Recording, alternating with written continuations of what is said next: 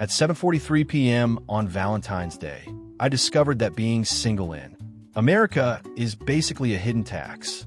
The couple ahead of me ordered one bacon cheeseburger combo and walked away with two. When it was my turn, the cashier glanced over my shoulder and asked where my Valentine was. "I don't have one," I told her.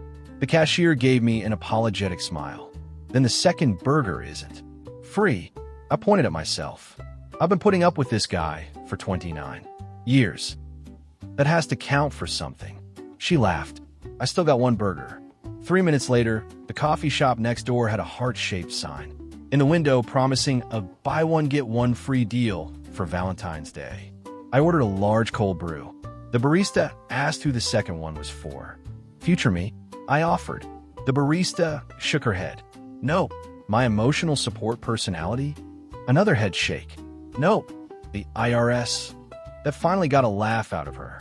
"Still one coffee." Then I passed the movie theater where another sign promised a free second ticket for couples on Valentine's Day. I stopped under the pink banner and stared at it. At that point, it wasn't a promotion anymore. It was targeted harassment. I'd spent 10 hours at Northline Event Rentals moving lighting rigs, hunting down missing gear, and getting yelled at because some executive had left a wireless mic in a hotel ballroom 3 counties away. All I wanted was a burger with enough grease to shorten my life and a quiet night in my apartment. Instead, the entire city had apparently agreed to remind me that companionship came with rebates.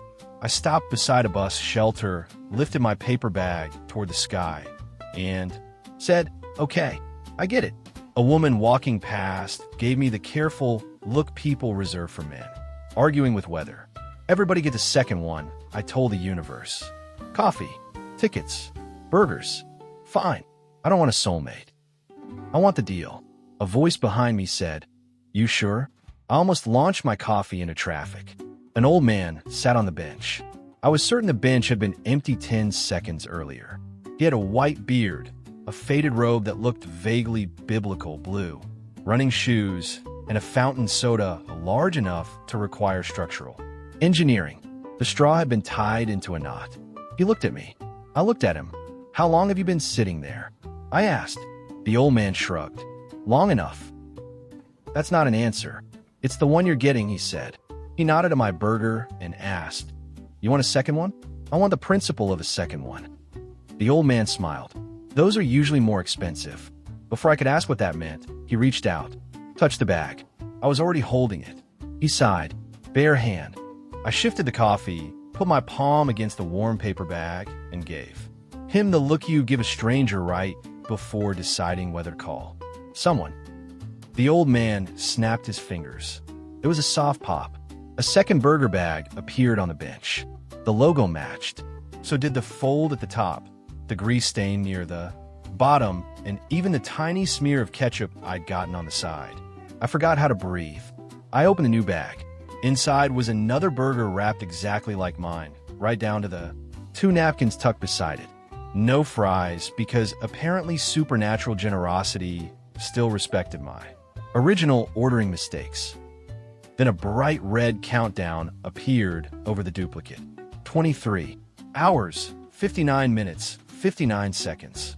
It immediately started, ticking down. "What is that?" I asked. "Time remaining," the old man said. "Until what?"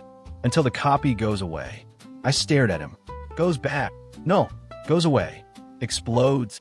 The old man frowned. "Why would you jump to explosions?" "I'm establishing risk parameters." "It disappears," he said, quietly and completely. "No explosión." I looked at the second burger again.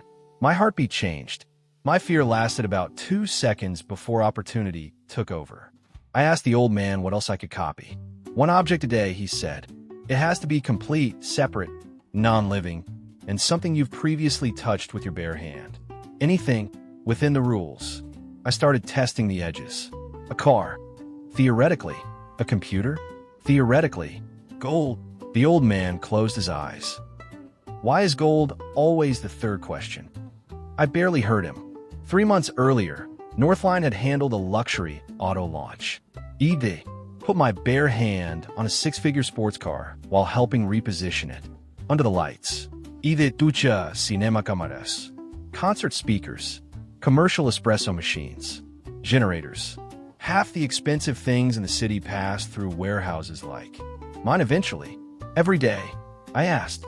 The ability resets at local midnight, the old man explained. I kept going. Can I save and use copies? No. Can I copy a copy? No. What about people? No. Animals? Also no.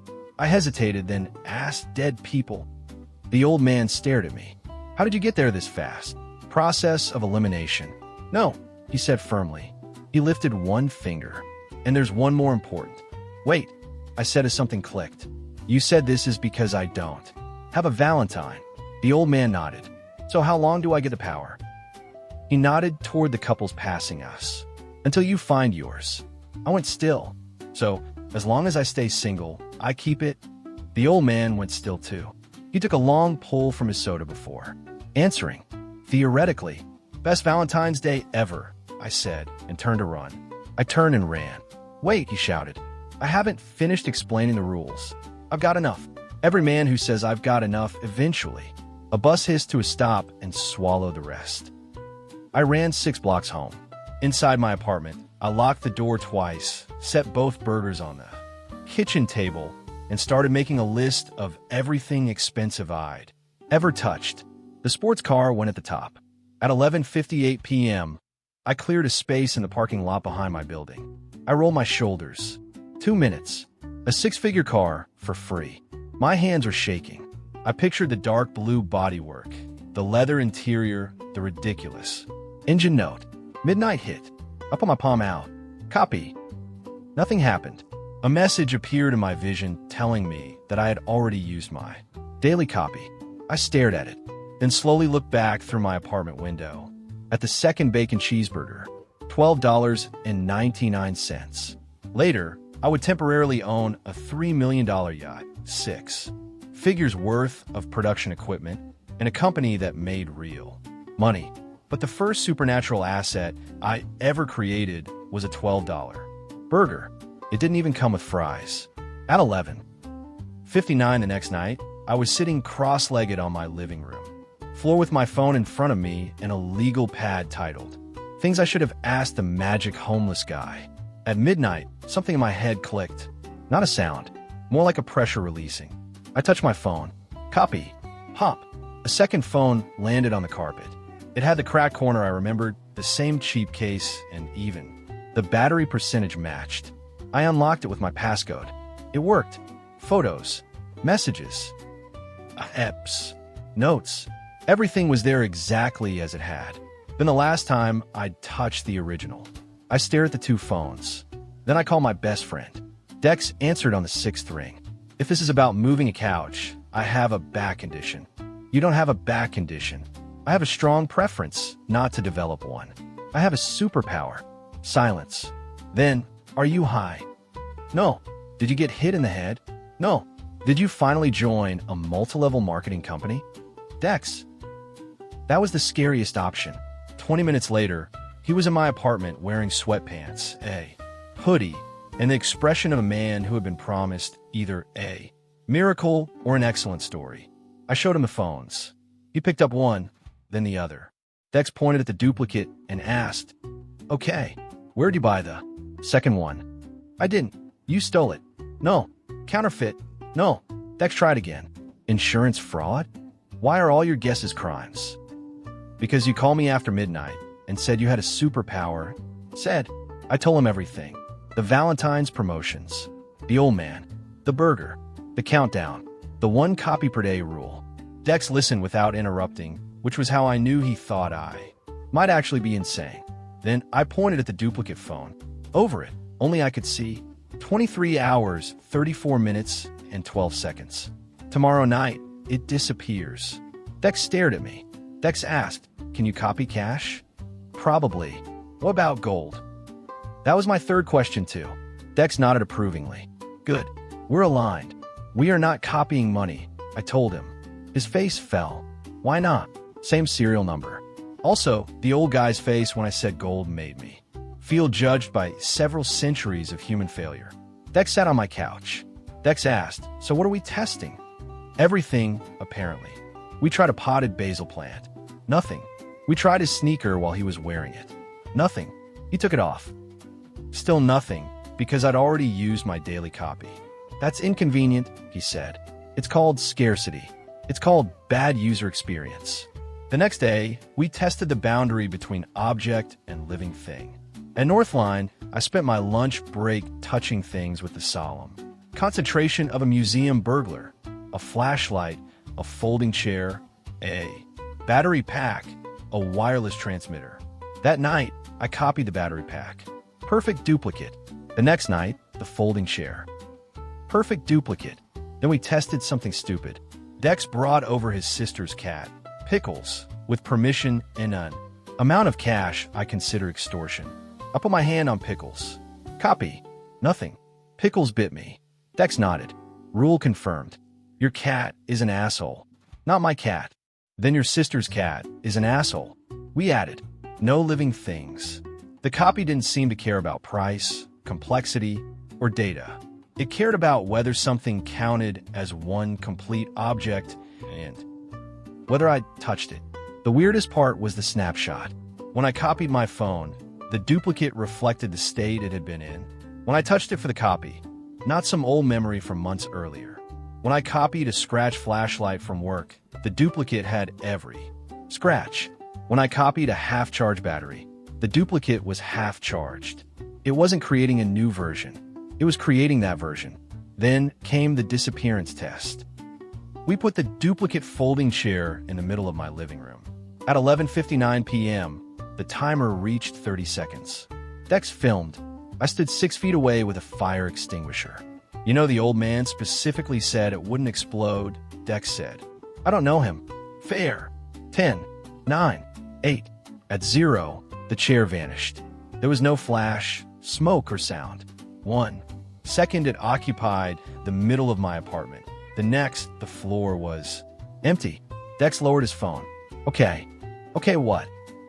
You're either the luckiest man alive or the dumbest man alive. Those aren't mutually exclusive. He looked around my one-bedroom apartment, then at my 12-year-old Honda parked outside, then back at me. Tomorrow, he said, we test the car. That was the moment I should have become cautious. Instead, I grinned. The car was a bad idea. This is important because at the time, I believed it was a fantastic idea. The sports car I'd touched at the Northline launch had cost more than my apartment building's annual property taxes. Dark blue low enough to scrape paint off speed bumps, and loud enough to make strangers look up. From conversations, I remembered exactly where I touched it. Driver's side door. Borderpollen. For once, my job had given me a benefit that wasn't free pizza after 14 hours of overtime. The problem was space. My bedroom couldn't hold a sports car. My living room technically could if I stopped caring about walls, furniture, or getting my security deposit back. So Dex found an empty industrial lot owned by his uncle. At 12:03 a.m., we stood in the middle of it. Dex asked if I was ready. No, I said. Good, he replied. I picture the car. Pull my hand out. Copy. Pop. 3,000 pounds of automotive bad judgment appeared 10 feet in front of us. Dex screamed with joy. Oh, this is disgusting. He walked around it with both hands on his head. I opened the driver's door. The interior smelled exactly the way it had at the launch. Leather, adhesive, and money. The key fob was in the center console, because it had been there when I touched the car. I sat behind the wheel. The dashboard came alive. Dex leaned into the passenger side. Tell me you're not about to drive this. I'm absolutely about to drive this. Dex immediately asked, You have insurance for this? I looked at him. He looked at me. Right, Dex said. Magic first. Paperwork later. We drove it exactly 3 blocks. 3 blocks later, I pulled over because a less exciting thought had finally caught up with me. The vehicle identification number was identical to the real car. If the original had plates when I touched it, the duplicate carried those too. Nothing about the copy conveniently adjusted itself for reality. I had created a second physical car with the identity of the first. That was less free Lamborghini fantasy and more how to accidentally Make an insurance investigator develop a drinking problem. We return to the lot. Dex looked crushed. So we can't drive it. We can. We just shouldn't. That's worse. Welcome to adulthood, I told him. We spent the next 23 hours doing the safest possible thing. With a six-figure sports car. We sat in it. We took pictures. We ordered takeout and ate it on the hood until I remembered what the hood probably cost and made Dex get off. At 11:50 p.m., I parked in the center of the lot. 10 minutes later, it vanished. I stood there staring at the empty pavement. The rush faded. What remained was a thought I hadn't expected. I could have almost anything for a day, but I couldn't build a life out of things that disappeared every night. Dex reached the opposite conclusion almost immediately. Dex suddenly said, "Dude, what? You work at an equipment rental company." I looked at him. Dex spread his arms. "You touch expensive tools all day." For once, Dex had landed on something useful. 3 days later, a wedding videographer named Owen called Northline in.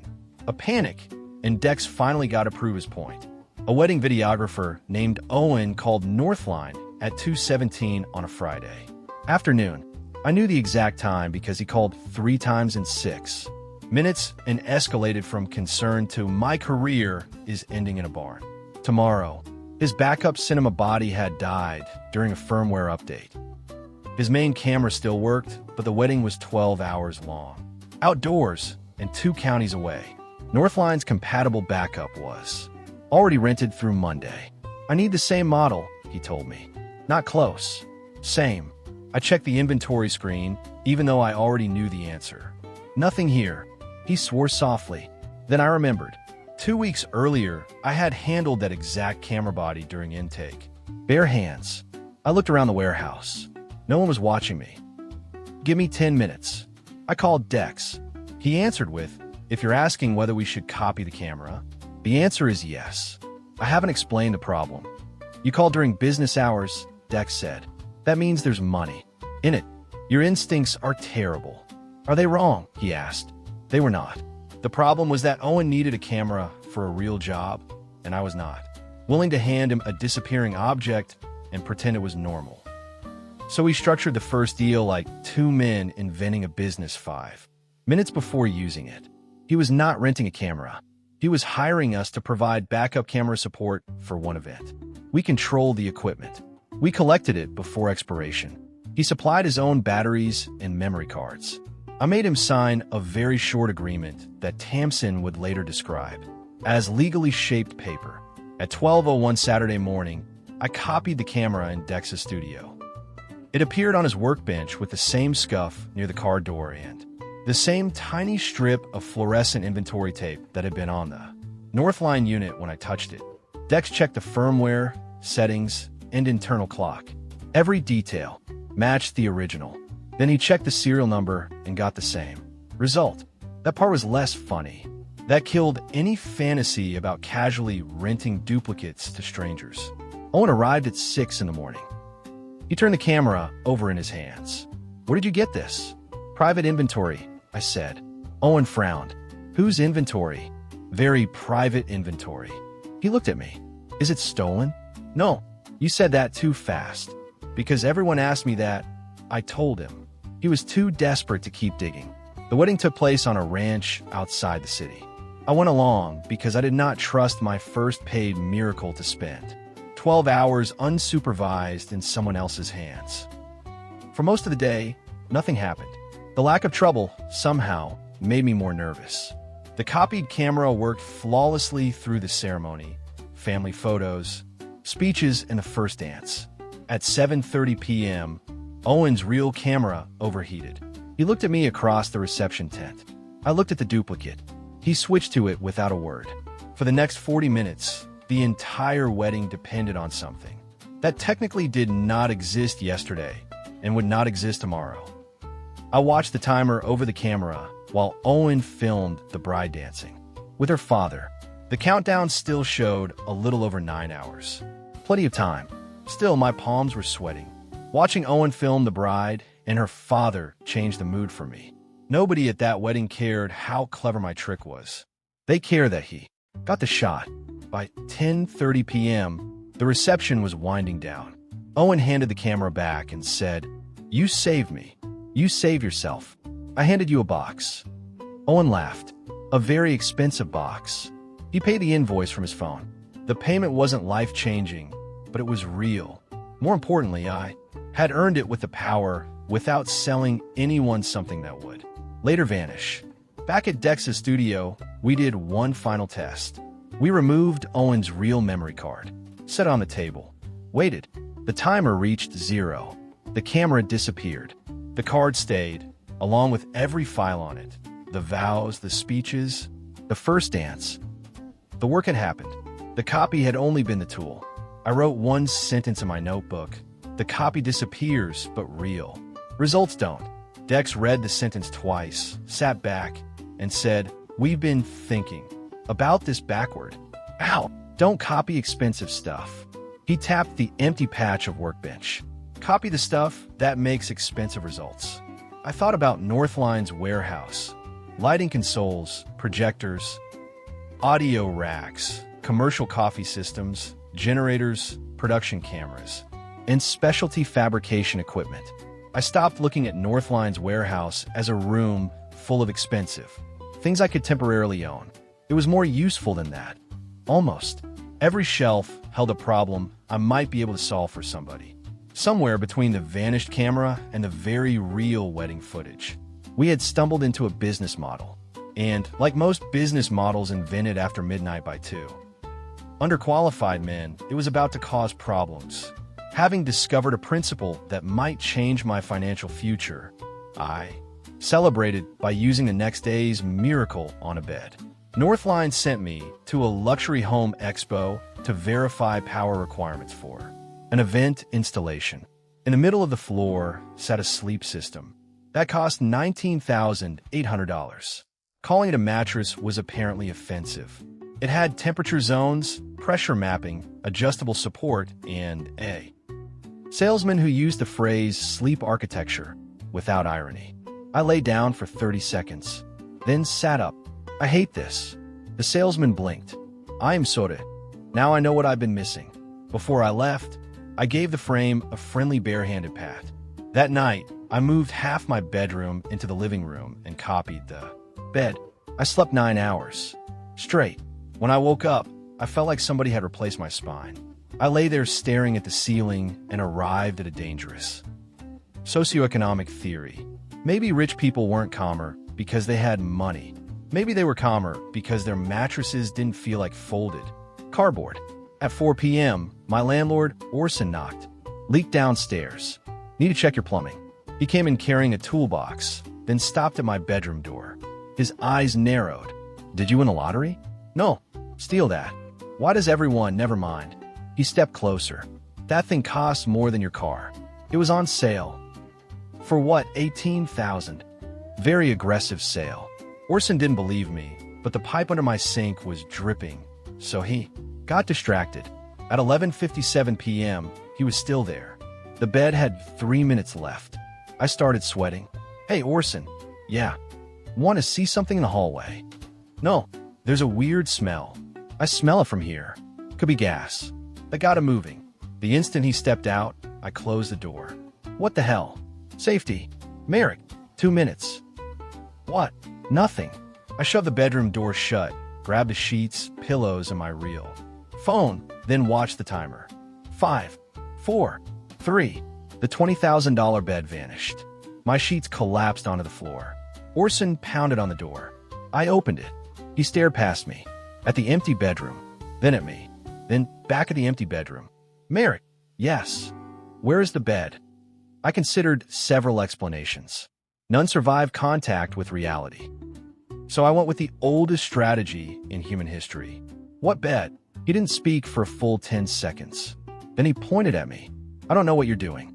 That makes 2 of us. But if it damages my building, you're paying for it." That was Orson. He could encounter a supernatural event and still find the security deposit angle. After he left, I slept on my old mattress. It felt worse than before. The next morning, I added another rule to the notebook. Just because you can copy IT doesn't mean you should. Dex crossed it out when he came over. That's not a rule. What is it? Advice. Phoenix. He wrote underneath. We will ignore this. I met Tamsin Quill because Dex volunteered me for a job I didn't know existed. A local nonprofit was hosting a fundraiser in an old theater. Their projection system failed the morning of the event. Dex knew the organizer. I knew a projector.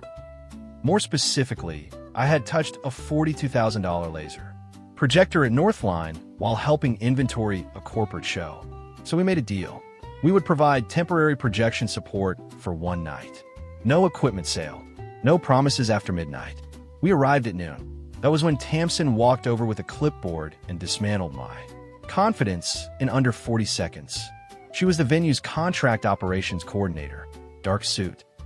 Practical shoes, hair pinned back, expression of someone who had already found 3 things wrong and was deciding which one might kill somebody. Tamsin looked us over. You're the emergency projection vendor? That's us, I said. She looked behind me. Where's your truck? We travel light. And the projector? Coming. Tamsin did not blink. When? Soon. From where? Nearby. How nearby? Dex stepped in before I could answer. Extremely. Tamsin looked at him, then at me. Who carries your liability insurance?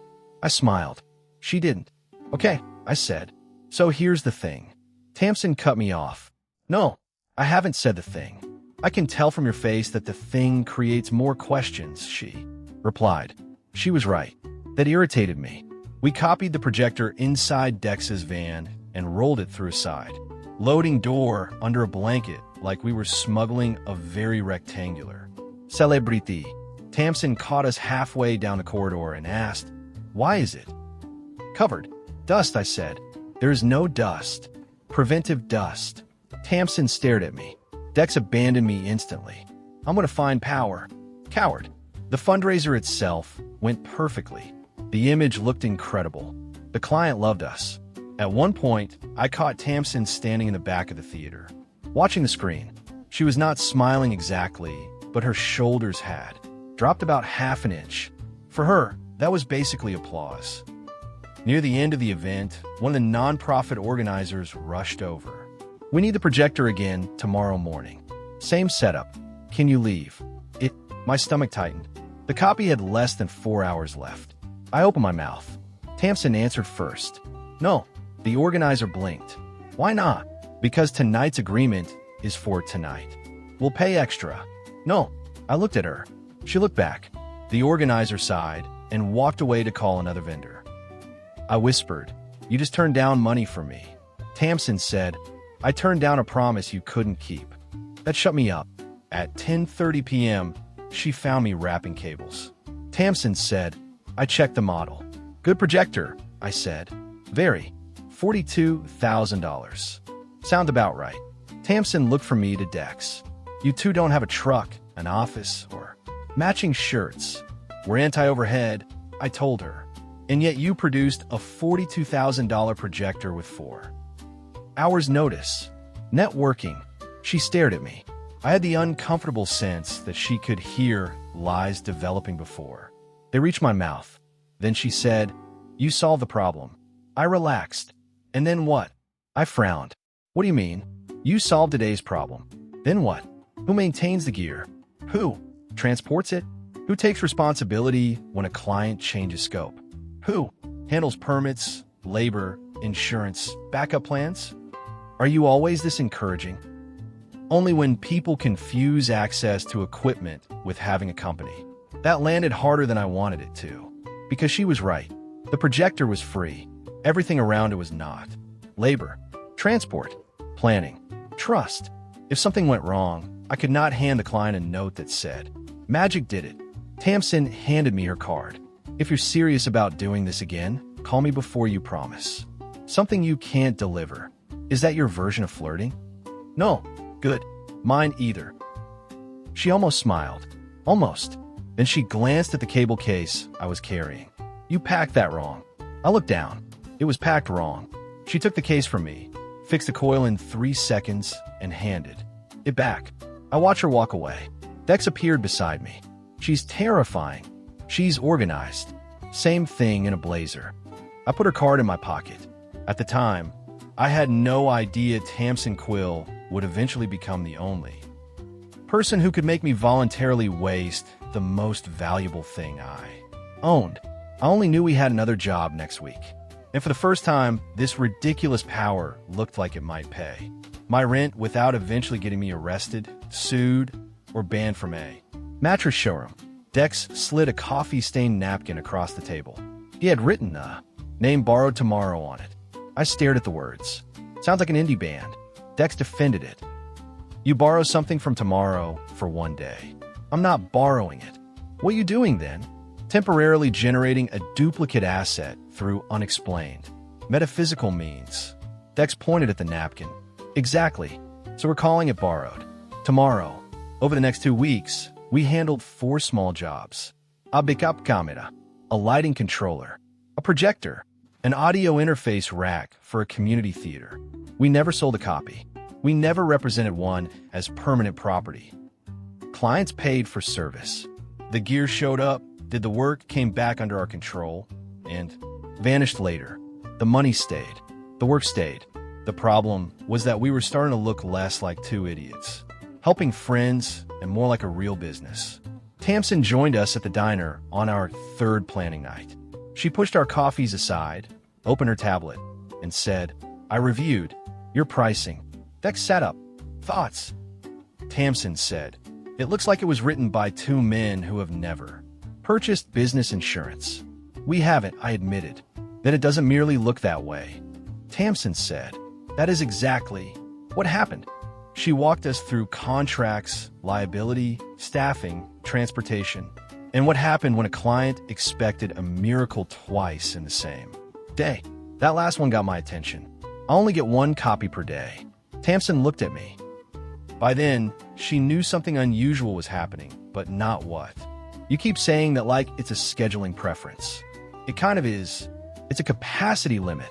Dex snapped his fingers. Scarce daily asset allocation. Tamsin stared at him. What does that mean in English? We only get 1 weird thing. Then say that. 3 days later, Borrowed Tomorrow was legally registered. No office. No employees. My Honda was still old enough to vote. But we had contracts. We had paying clients. We had a name. And we had Tamsin, who kept insisting she was only helping. Temporarily. Dex made a logo and sent it to our group chat with the slogan, Everything you own is borrowed from tomorrow. Tamsin's reply came seconds later. Grammatically fine. Legally. Alarming. I laughed for a full minute. Then I looked at the next day's calendar. No jobs. 1 copy available. For the first time, I realized I had started waking up with the same question every morning. What is the single most valuable thing I can do with today? The answer, on Thursday, was apparently make a bad romantic decision. With a sports car, I matched with a woman named Claire on a dating app. She was funny, direct, and had a profile line that said, if your entire personality is your car, please save US both the time. Naturally, I decided to show up in the car. I told myself I wasn't trying to impress her. I just had access to a 6-figure sports car for 24 hours and the emotional discipline of a raccoon near an unlocked trash can. I copied it at 5 in the afternoon. The timer floated over the hood. 23 hours, 59 minutes, and 58 seconds. Plenty of time. I was wiping an imaginary fingerprint off the driver's side door when Tamsin walked out of the co-working building behind me. Tamsin stopped, looked at the car, then looked at me. No, she said. What? You're taking that on a date. I straightened. How do you know I have a date? You changed shirts twice. That proves nothing. You also used hair product. Character assassination. She walked around the car once. For the first time, she looked impressed by something the power had produced. Not dazzled. Just briefly, unwillingly impressed. Then she noticed me noticing. Don't. I didn't say anything. You were about to. I leaned against the car. Does it work? What? The shirt. Her eyes flicked down, then back up. A tiny pause. Better than the first one. Then she walked away. I stood there grinning like an idiot until Dex called and ruined it. Claire came out her building at 7, saw the car, and stopped. That's yours. For today. She laughed. Honest answer. Dinner went well. Too well, actually. She was easy to talk to. I didn't have to perform. She didn't care about the car after the first 5 minutes, which should have been good. Instead, I kept checking the time. Not the dinner time, the car time. At 9:40, Claire noticed. Claire finally asked, "You have somewhere to be?" "No. You keep looking at your phone," she said. "I have a transportation-related deadline." Claire raised an eyebrow. "Parking meter?" "Something like that, except the penalty is existential." She leaned back. "You're weird. I've been told. Not bad weird. That was dangerous." After dinner, she suggested dessert. I looked at the car, then at her. The timer was nowhere near 0. Still, I heard Bramble's voice in my head. "Until you find your Valentine." It was absurd. One good date wasn't a relationship. A relationship wasn't a supernatural contract. Probably. I had never asked, because I had run away while the magical old man was still explaining the rules. A wave of cold stupidity washed through me. I should probably get home. Claire blinked. Okay. The disappointment on her face lasted maybe half a second. That was enough. I drove her home. She got out, leaned back through the open door, and said, "For what it's worth, I would have liked dessert." Then she closed the door. I sat there feeling like an idiot in a car worth more than most houses. In my hometown, when I got back to the co-working lot, Tamsin was still there, finishing paperwork in her car. She looked up as I parked and asked, "Good date?" "Efficient date." "That sounds terrible." "It was fine," I said. She studied me for 1 second too long. Then she said, "You brought the car back early. I'm responsible now." "No, you're not." "Fair." Driving home, I realized the power had just cost me something that had nothing to do with money. Tamsin found out because I got careless. Not criminal mastermind careless. Worse, small business owner careless. We had used a duplicated lighting console for a corporate event. The job ended at 10. The console had 40 minutes left. I should have taken it back to Dex's studio. Instead, we were exhausted, so I put it in the back of my Honda and told myself I'd unload it at home. Tamsin followed me to the parking garage because she needed a signed vendor form. We were standing beside my car when the timer hit 10 seconds. I saw it. She didn't. My face changed. She noticed. Tamsin caught me staring and asked, "What?" "Nothing." "Merrick," I sighed. "Do you ever accept nothing?" "No," Tamsin said. 5, 4. I opened the hatch. Tamsin looked at the console. 3. Why are you staring at? 0. The console vanished. The cargo straps dropped flat. Tamsin stopped speaking. I stopped breathing. Somewhere on another level, a car alarm chirped. Finally, she said, "Put the form down." "What?" "Put the form down." I said on the hood. She folded her arms. "Start talking." So I did. All of it. Valentine's Day. Bramble. The burger. 1 copy per day. Bare hand contact. 24 hours. Non-living objects. The countdown. The fact that I fled before hearing the complete terms. Tamsin listened without interrupting. When I finished, she started questioning me like an auditor. "Have you ever sold one?" "No." "Used one as collateral?" "No." "Put one somewhere people depended on it after the deadline?" "No." "Copied cash?" "No." Tamsin nodded once. "Good." Histoire de rire. That's your reaction? What reaction would you prefer? Screaming? Calling a priest? Asking whether I'm a wizard? "Are you a wizard?" "I don't think so." "Then, that would waste time." She paced once around the car. "Show me the rules." The next morning, she arrived at Dex's studio with a whiteboard. Across the top, she wrote, "Confirmed. Assumed. Unknown." Dex whispered, "I think she's taking over. Let her." Tamsin uncapped a marker. "First rule. From now on, if you haven't tested it, you don't know it." I raised a hand. "What about common sense?" She looked directly at me. "Especially you." The meeting lasted 2 hours and prevented at least 6 future lawsuits. Tamsin divided everything we knew into 3 categories: confirmed, assumed, and unknown. The confirmed list was short: 1 copy per day, midnight reset, bearskin contact, non-living complete objects, 24-hour, lifespan, no copying a copy, and real results surviving after the duplicate disappeared. Everything else went under assumed or unknown. Tamsin circled both columns. This is where you two are dangerous. Dex looked offended.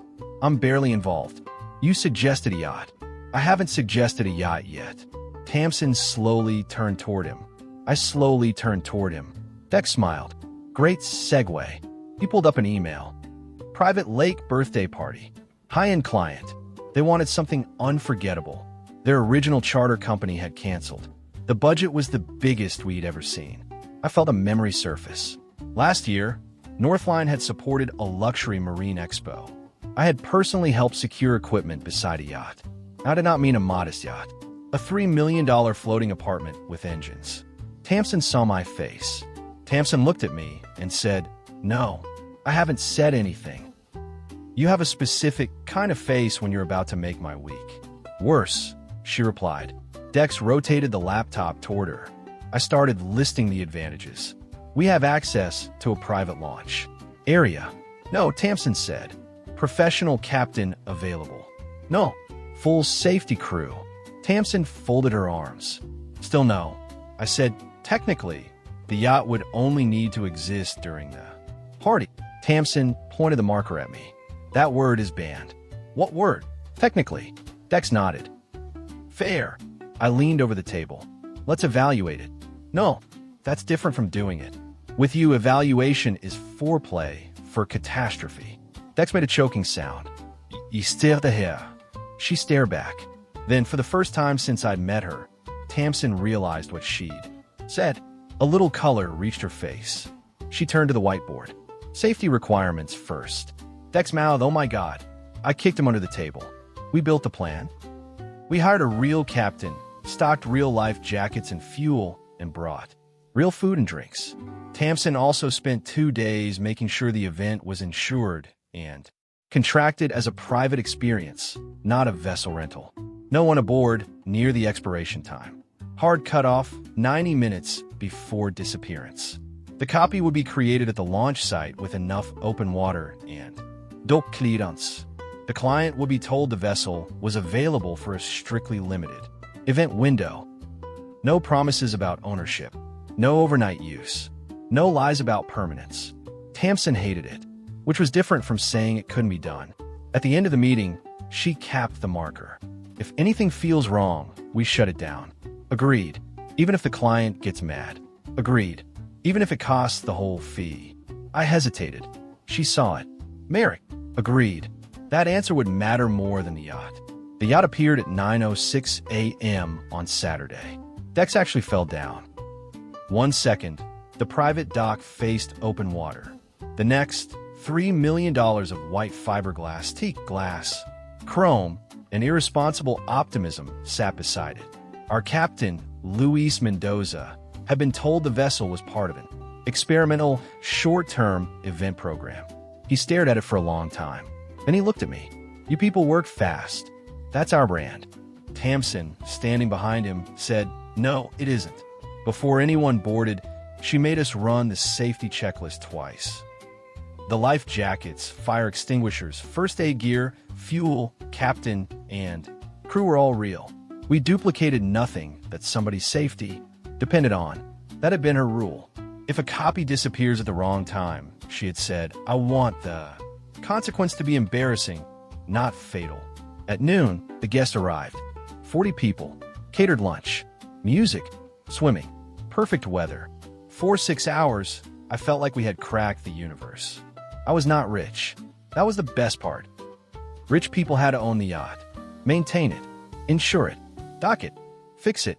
I got the part where people handed me money because it existed for exactly the hours they wanted it. At sunset, Tamsin changed into a dark green dress for the dinner portion. I forgot what I was saying. She noticed. Eyes up. They are up. They were absolutely not up. I was checking your. Finish that sentence, and I will personally put you in the lake. Dex walked past carrying a tray and said, Technically, that would create a staffing issue. Tamsin pointed at Dex. That word is banned. The first real problem arrived at 7:18. A fast powerboat crossed the lake too close to shore, throwing a wake. Hard enough to rock us against the fenders. Louis swore and moved to stabilize the yacht. Most people laughed. One guest, a man named Aaron, was stepping from the swim platform to the dock when the second wake hit. His foot missed. He went into the water between the yacht and the dock. Everything after that happened fast. Luis killed the engines. Tamsin shouted for everyone to stay back. I grabbed the nearest throwable flotation ring and threw it. Aaron surfaced, coughing, but the wake pushed him under the edge of the dock. I was already taking off my shoes. Tamsin caught my arm and shoved a vest against my chest. Life jacket. I'm going in. Then wear one, she ordered. That half second probably saved me from doing the exact kind of heroic, stupid thing people regret. I clipped it, jumped, and reached Aaron before he could panic himself. Into trouble. He was fine. Scared, embarrassed, soaked, but fine. Luis and another crew member helped us onto the dock. Tamsin handed Aaron a towel, checked his head, and made him sit down, even though he insisted he was okay. Then she turned to me. You good? Wet. Useful medical category. I'm Fina. She looked at the dripping life jacket, then at me. Something in her expression changed. Not much, just enough that I noticed. The client wanted to continue. Tamsin looked at me. This time she did not answer for me. The party had nearly 2 hours left in its contracted window. The yacht had many hours before expiration. We could have kept going. We also had a shaken guest, an agitated dock, and wind beginning to rise. I looked at the fee, then at Aaron. We're done. The birthday client frowned. What? We're ending the boat portion. We paid for the night. You pay for the event window. We're shutting the vessel down. You can't be serious. I was. I hadn't expected the decision to come that easily. We moved the rest of the dinner to shore. Nobody was happy for about 20 minutes. Then the caterer opened the bar. Civilization recovered. By 8:45, every guest was off the yacht. Every real piece of equipment was unloaded. The captain did one final walkthrough. Dex came up beside me on the dock and said, "That cost us." "Yep. The client's going to ask for a discount." "Probably." Dex studied me. "You okay with that?" "No." He nodded. "Good talk." Tamsin came up beside us. For a while, we watched the empty yacht move gently against the fenders. Then Tamsin said, "You made the right call." "I know. You can say thank you." "I was going to." Tamsin gave me a look. "No, you were going to make a joke." "I was." "Thank you." She looked at me. "See? Growth." At 9:06 the next morning, exactly 24 hours after creation, we had the entire dock cleared. The yacht vanished. There was no flash or dramatic sound. One moment, the yacht was there. The next, the dock faced empty water. Dex exhaled. "Well, what? That is still extremely cool." It was. Unfortunately, a teenager fishing from the far side of the cove had filmed the whole thing. By the time we realized that the video was already online, by noon, the video had 40,000 views. By dinner, 400,000. By the next morning, it was everywhere. The clip was only 18 seconds. A $3 million yacht tied to a dock. A digital timestamp. A few people standing well back. Then, gone. No explosión. No sinking. No visible cut. The internet did what the internet does. People called it CGI, a military prototype, a rich person magic trick, an insurance scam, and, inevitably, an alien boat. Dex sent a screenshot to our group chat. "We are famous." Tamsin replied, "We are exposed." I wrote, "Those are the same thing now." She called immediately. "They are not." The birthday client, absurdly, loved it. The man who had been furious about ending early now had friends calling. His party, the disappearing yacht party. He still asked for a partial refund. Tamsin approved it before I could argue. We ended the contracted experience early. We also made him internet famous. That wasn't in the contract. "You are no fun." "I am exactly enough fun to keep the company alive." Then the inquiry started. "Can you make my car disappear after my wedding? Can you make a stage vanish at midnight? Can you make my ex's motorcycle vanish?" That one got deleted. People had misunderstood the spectacle. They thought disappearance was the service. The yacht had only been safe because we controlled the location, cleared the people, and treated the expiration like a hazard. Repeating that on Purpose for crowds would turn every job into a liability puzzle. Tamsin called an emergency meeting. The accident is not the product. Dex raised a hand. Counterpoint, people love the accident. No, strong counterpoint. She turned to me. Clients get an experience. They do not get the mechanism. That became the pivot. Limited time, immersive events. Countdowns, lighting cues, planned reveals. Theatrical strike sequences. The supernatural part stayed backstage. If a job needed a second projector for one night, I copied one. If a control rack failed at 5 in the afternoon, I copied one. If a client wanted a yacht to disappear, we hired people who knew stagecraft and gave them a version that could be repeated safely. A viral accident could get us attention. If we wanted a company, we still had to be useful on an ordinary Tuesday. The video gave us attention.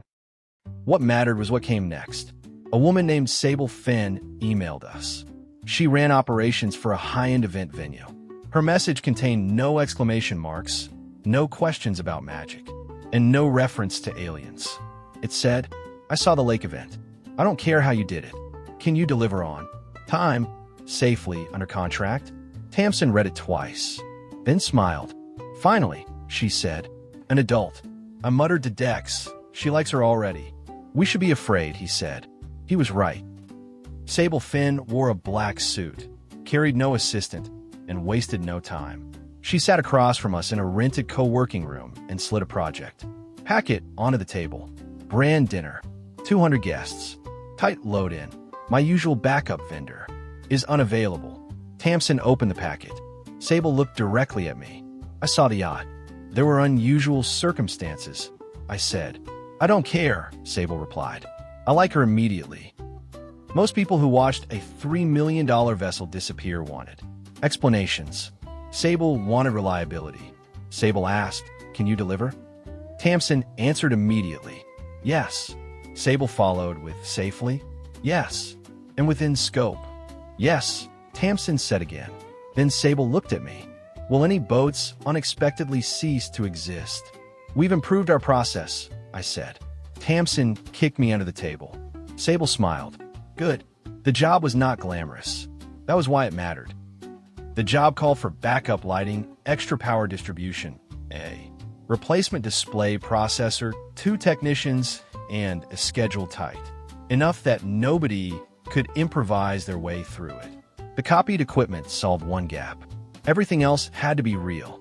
At load-in, one of our hired techs called out sick. I looked at Tamsin. Can the power do anything about labor? No. Worth asking. Dex ended up running cables. I carried cases. Tamsin rebuilt the schedule in 15 minutes. Sable watched us handle it without drama. That felt more important than the yacht video. Halfway through the event, the venue's real display processor started throwing errors. We already had the copied backup standing by. For once, I did not feel clever. I felt prepared. We swapped it. The audience never knew. That was the first event where the miracle happened backstage and nobody cared, which was exactly what Sable had paid for. Afterward, she signed off on the invoice. Clean job. 2 words. I had received louder praise for worse work. Those 2 words meant more. She offered us 2 more dates before leaving. Not because of the yacht, because we had shown up. After she left, I looked at the schedule. She never asked where the equipment came from. Mature clients don't care how magical your backstage is, Tamsin said. They care that the front of house doesn't catch fire. Dex pointed at her. Put that on the office wall. We don't have an office. We're going to need one. This time, Dex wasn't joking. Borrow Tomorrow had recurring inquiries. Repeat client. People calling because we had solved somebody else's problem. And something changed in me. I stopped asking, what's the most expensive thing I can copy today? I started asking, what problem is worth today's copy? It sounded almost like maturity. Then I found the commercial kitchen. A restaurant group hired us to support a one-night food festival. One vendor's high-capacity combi oven failed during setup. Replacement parts were coming the next morning. The festival was that night. I had touched the exact model 2 months earlier while moving one for a Northline event. I copied it. The oven appeared behind the vendor tent with the same dent near one. We'll and the same manufacturer sticker peeling at the corner. The chef stared at it. Where did you get this? Fast supplier. You have a very fast supplier. You have no idea. For 8 hours, that oven produced real food from real ingredients. Trays went in, meals came out, hundreds of them. There was nothing supernatural or temporary about the food itself. At the end of the night, we rolled the oven back to our controlled space. The food did not vanish from anybody's stomach. The sales did not reverse. The restaurant's good reviews did not disappear. The copied machine did. I already knew the principle from the camera, but seeing it at scale made the idea dangerous again. Dex sat on an equipment case, staring at the empty spot.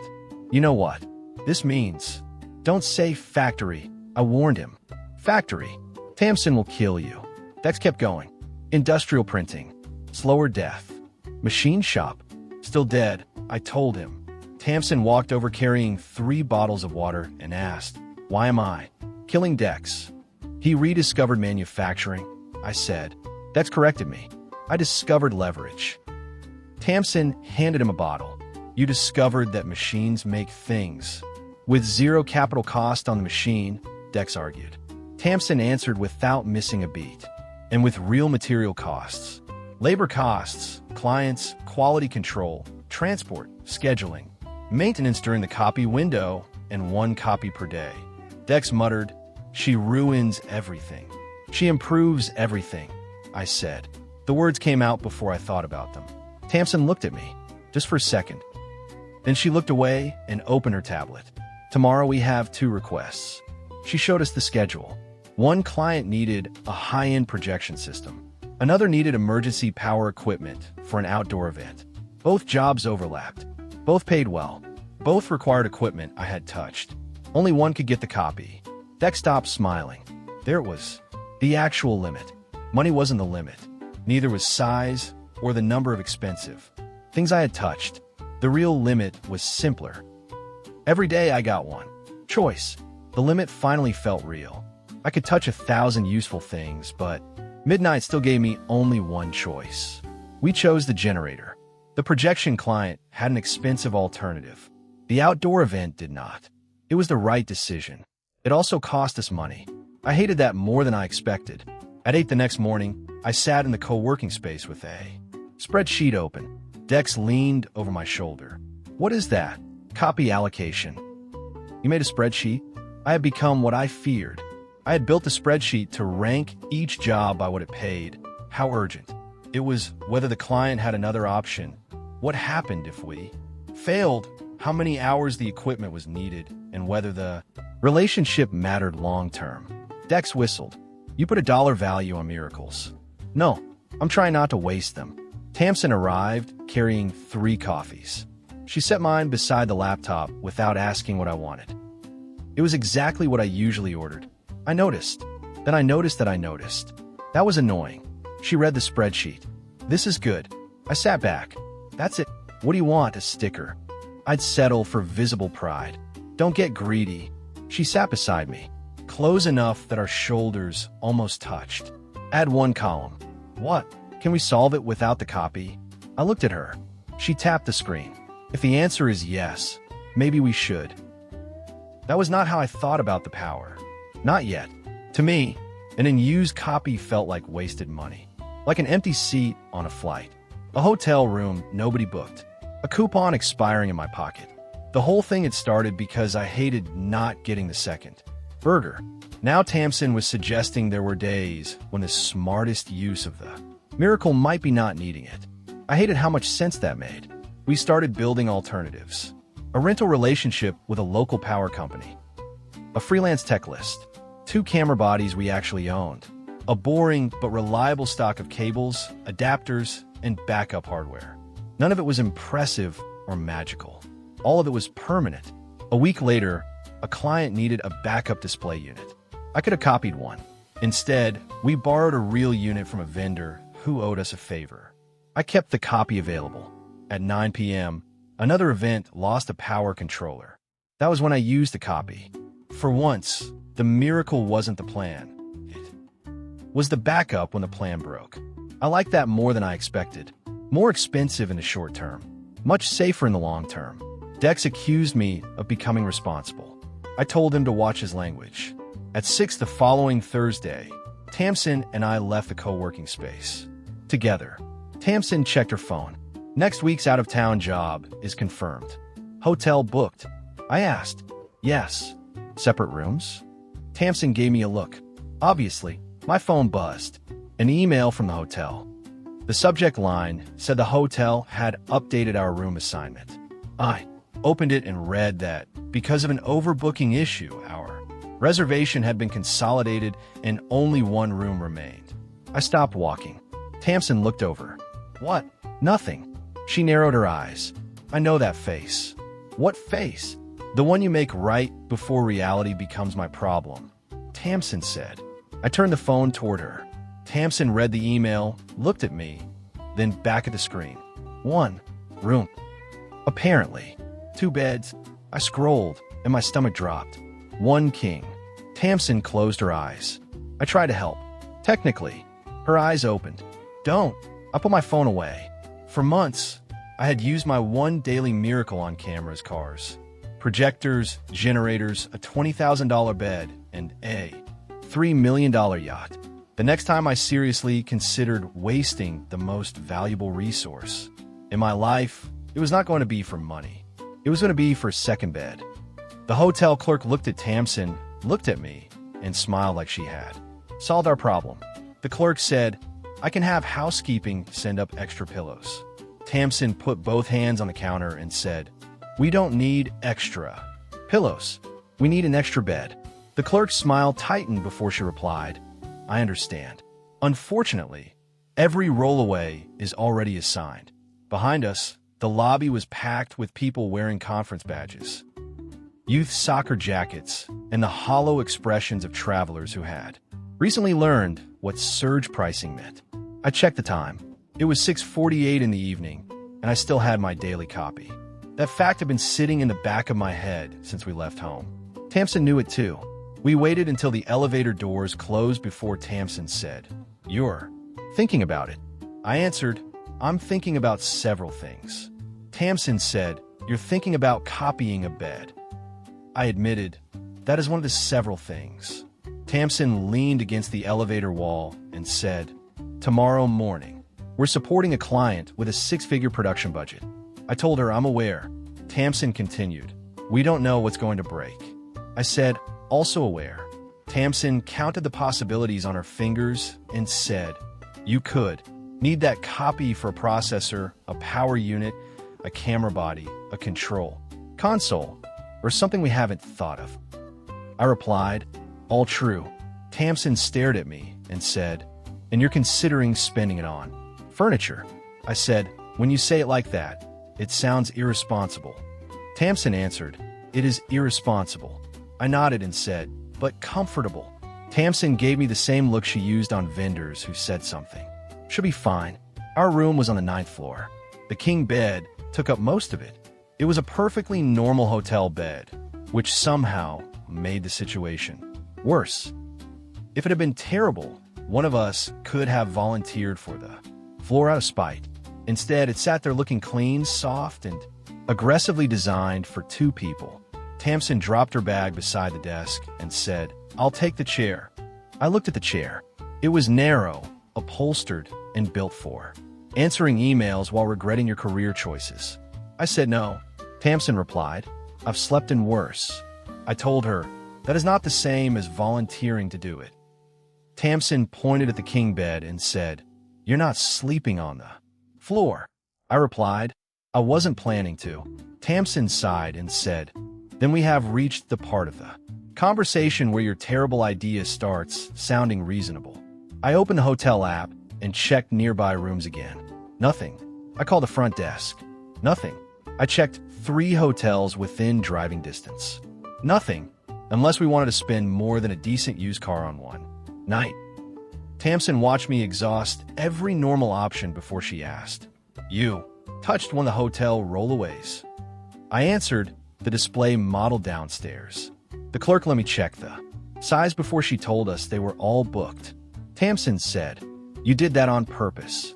I replied, I prefer the phrase contingency planning. Tamsin sat on the edge of the king bed and said, Merrick, if you use today's copy on a rollaway, you understand you get nothing else until midnight. I said, yes. Tamsin continued, if Sable calls in 20 minutes and says a truck caught fire, you cannot fix that. I replied, correct. Tamsin added, if Dex calls because he accidentally promised a client a laser projector he does not possess. I interrupted and said, Dex would never. My phone rang. The screen said Dex. Tamsin looked at me. I looked at the phone. I answered on speaker and said, please tell me you did not promise somebody a laser projector you do not possess. Dex sounded offended when he replied, first of all, rude. Second, no. I was calling to tell you tomorrow's load-in moved 30 minutes earlier. Tamsin closed her eyes. Dex asked, why did you answer like that? I said, no reason. Dex asked, are you two in the hotel room? I answered yes. Dex asked, one bed? I looked at Tamsin. Tamsin looked at me. I took Dex off speaker and said, good night, Dex. Dex asked, wait, is it a king? I hung up. Tamsin covered a laugh with one hand. That settled it more than it should have. I went downstairs, put my bare hand on the folded display rollaway again, to make sure the touch was fresh, and returned to the room. Tamsin stood by the window while I cleared a patch of carpet. Tamsin said, you're really doing this? I replied, I completed the cost-benefit analysis. Tamsin said, you stared at me for 5 seconds. I told her, it was a complex model. I pictured the rollaway and used a copy. A folded bed appeared on the carpet. Tamsin looked at it, then at me. For once, Tamsin did not immediately say something practical. I unfolded the bed. The mattress was thin enough to qualify as an accusation. Tamsin pressed one hand into it and said, you spent a miracle on this. I replied, I spent a miracle on boundaries. Tamsin said, that mattress has no boundaries. I can feel the metal bar. From here. I asked, you want the king? Tamsin answered, no. I said, then I have delivered shareholder value. Tamsin reminded me, you don't have shareholders. I replied, exactly. No complaints. We got ready for bed without discussing the obvious fact that the copied rollaway had cost me more in opportunity than anything else in the room. I turned off the lamp. For a while, neither of us slept. Then Tamsin spoke from the king bed and said, you know what's strange? I asked, your standards for betting? Tamsin answered, you. I said, that covers a lot of territory. Tamsin shifted under the blanket and said, you talk about being single. Like it's a philosophy. I replied, it has tax advantages. Tamsin said, it doesn't. I said, it has emotional tax advantages. Tamsin replied, that's not a thing either. I stared at the dark ceiling. Tamsin said, you like people. You like having Dex around. You like clients when they're not asking you to violate physics twice in one day. You even like Orson. I said, I tolerate Orson. Tamsin reminded me, you bought him a new wrench set for his birthday. I said, he kept borrowing mine. Tamsin replied, you enjoy taking care of people. I said, that is a serious accusation. Tamsin continued, so I don't think you actually like being alone. I knew where the conversation was going, and I did what I usually did when a conversation got too close to something real. I made a joke. I said, I like freedom. Tamsin did not laugh. Tamsin said, no, you like exits. The room went quiet. I turned my head toward the bed, though I could barely see Tamsin in the dark. I said, that sounded rehearsed. Tamsin replied, it wasn't. I asked, you have a whole psychological profile on me? Tamsin said, I run operations. I identify recurring failure modes. I said, romantic. Tamsin replied, I wasn't trying to be. That should have ended the conversation. Instead, I asked, what about you? Tamsin asked, what about me? I said, you're very good at telling me why I'm emotionally defective. Tamsin corrected me. I did not say defective. I replied, recurring failure mode was implied. Tamsin sighed. After a few seconds, Tamsin said, depending on people has not always gone well for me. There was no joke in her voice, so I did not make one. Tamsin did not give me a tragic monologue. She just told me what had happened often enough to become a habit. She had spent years being the person who remembered the backup plan, cover the missing shift, fix the schedule, carry the extra charger, and knew which vendor would answer at 11 at night. People loved calling her dependable. They were less excited about being dependable back. I said, "So you stopped expecting it?" Tamsin answered, "I adjusted expectations." I said, "That sounds healthier when you say it." Tamsin replied, "It sounds accurate." I thought about the rollaway under me. A few hours earlier, using my daily copy on a bed had felt financially insane. Now I was glad I had done it. Not because the mattress was good. The mattress was terrible. I was glad because Tamsin had asked whether I was sure, and I had been. The next morning, my back hurt. I considered that proof of moral growth. The job itself went smoothly. Nothing caught fire. No critical processor died. No truck disappeared into a sinkhole. My precious daily copy would have gone unused anyway. Tamsin did not mention that. Tamsin did buy me coffee. I held up the cup and asked, "Payment for the bed?" Tamsin replied, "No, compensation for the mattress." I said, "Fair." 2 days later, I walked into Borrow Tomorrow's break room and found Bramble eating one of Dex's powdered donuts. I stopped so hard the door bumped my shoulder. Bramble looked exactly as he had on Valentine's Day. White beard, tired eyes, old coat, and the general expression of a man who had seen civilization make several avoidable mistakes. Bramble held up the donut and said, "This is terrible." I told him that's Dex's. Bramble replied, "That explains nothing." I shut the door behind me. I pointed at Bramble and said, "Yeah." Bramble answered, "Yes." I said, "You disappeared." Bramble corrected me. I left. I said, "You sat at a bus stop and gave me a supernatural ability with incomplete instructions."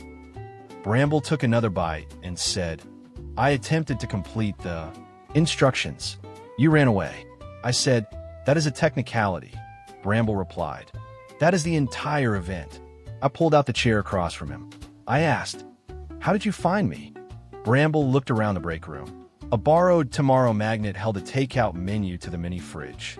Dex had taped a photo of the disappearing yacht to the wall. Somebody had written, "Please label your yogurt" on the whiteboard. Bramble looked back at me and said, "You registered a company." I said, "I can explain." Bramble replied, "I gave you a romantic consolation blessing." I told him, "It has an LLC now." Bramble closed his eyes. For a second, I thought he might be praying.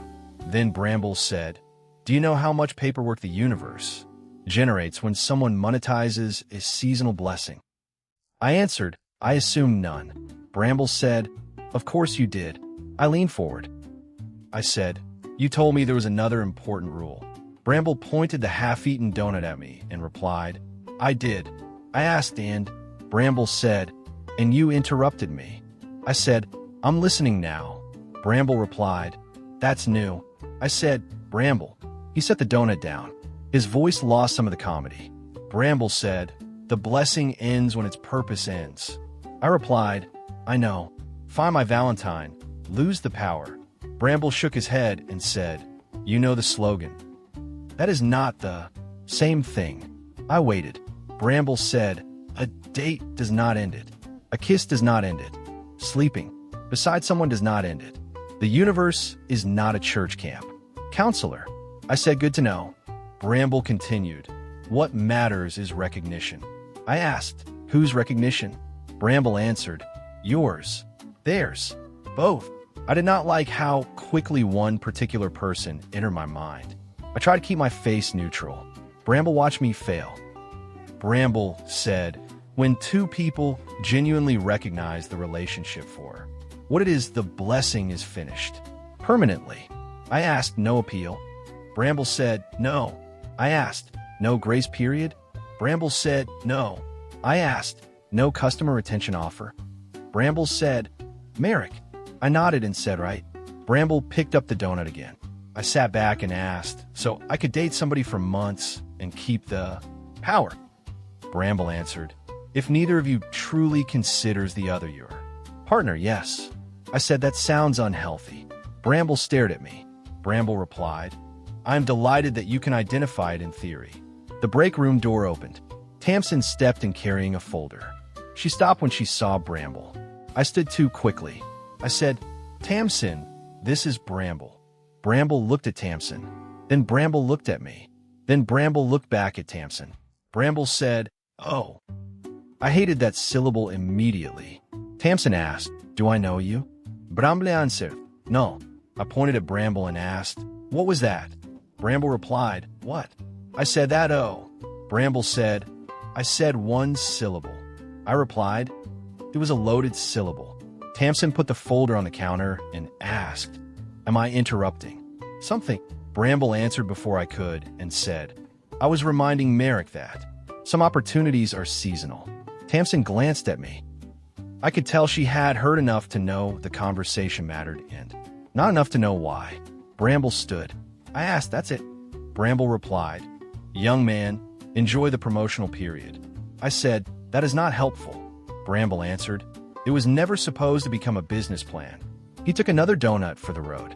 Dex walked in just in time to see Bramble leave. Dex watched the door close and asked, who is Santa's divorced brother? I answered, the reason we have a company. Dex looked at the missing donuts and said, I already dislike him. Tamsin stayed quiet. I could feel the question sitting there. Tamsin did not ask it. That was worse. The next week, Sable offered us a contract that required Tamsin and me to spend 3 hours pretending to be in love. Sable did not phrase it that way. Sable never phrased anything in a way that could be used against her. Sable slid a proposal across the conference table and said, Rosemere House is bidding out next year's Valentine program. They require vendors to experience the guest flow before submitting concepts. Dex skimmed the first page and said, couples only preview night. Sable nodded. Dex looked at me, then at Tamsin, then back at Sable. Dex said, I see no operational challenges. Tamsin replied, you're not coming. Dex said, I see one operational challenge. Rosemere House was the kind of place that called itself an estate even, though it sat 20 minutes from downtown. The preview package included dinner, a photo session, a ridiculous compatibility game, dessert tasting, and a walk through a garden covered in enough string lights to be visible from low orbit. At check-in, the hostess smiled at us. The hostess asked, names? I replied, Tamsin Quill and Merrick Vale. The hostess asked, and how long have you two been together? Tamsin answered without blinking, long enough to know he lies about being able to assemble furniture. I turned to Tamsin and said, one bookshelf. Tamsin replied, it leaned. I said, it had personality. The hostess laughed and handed us 2 glasses of sparkling wine.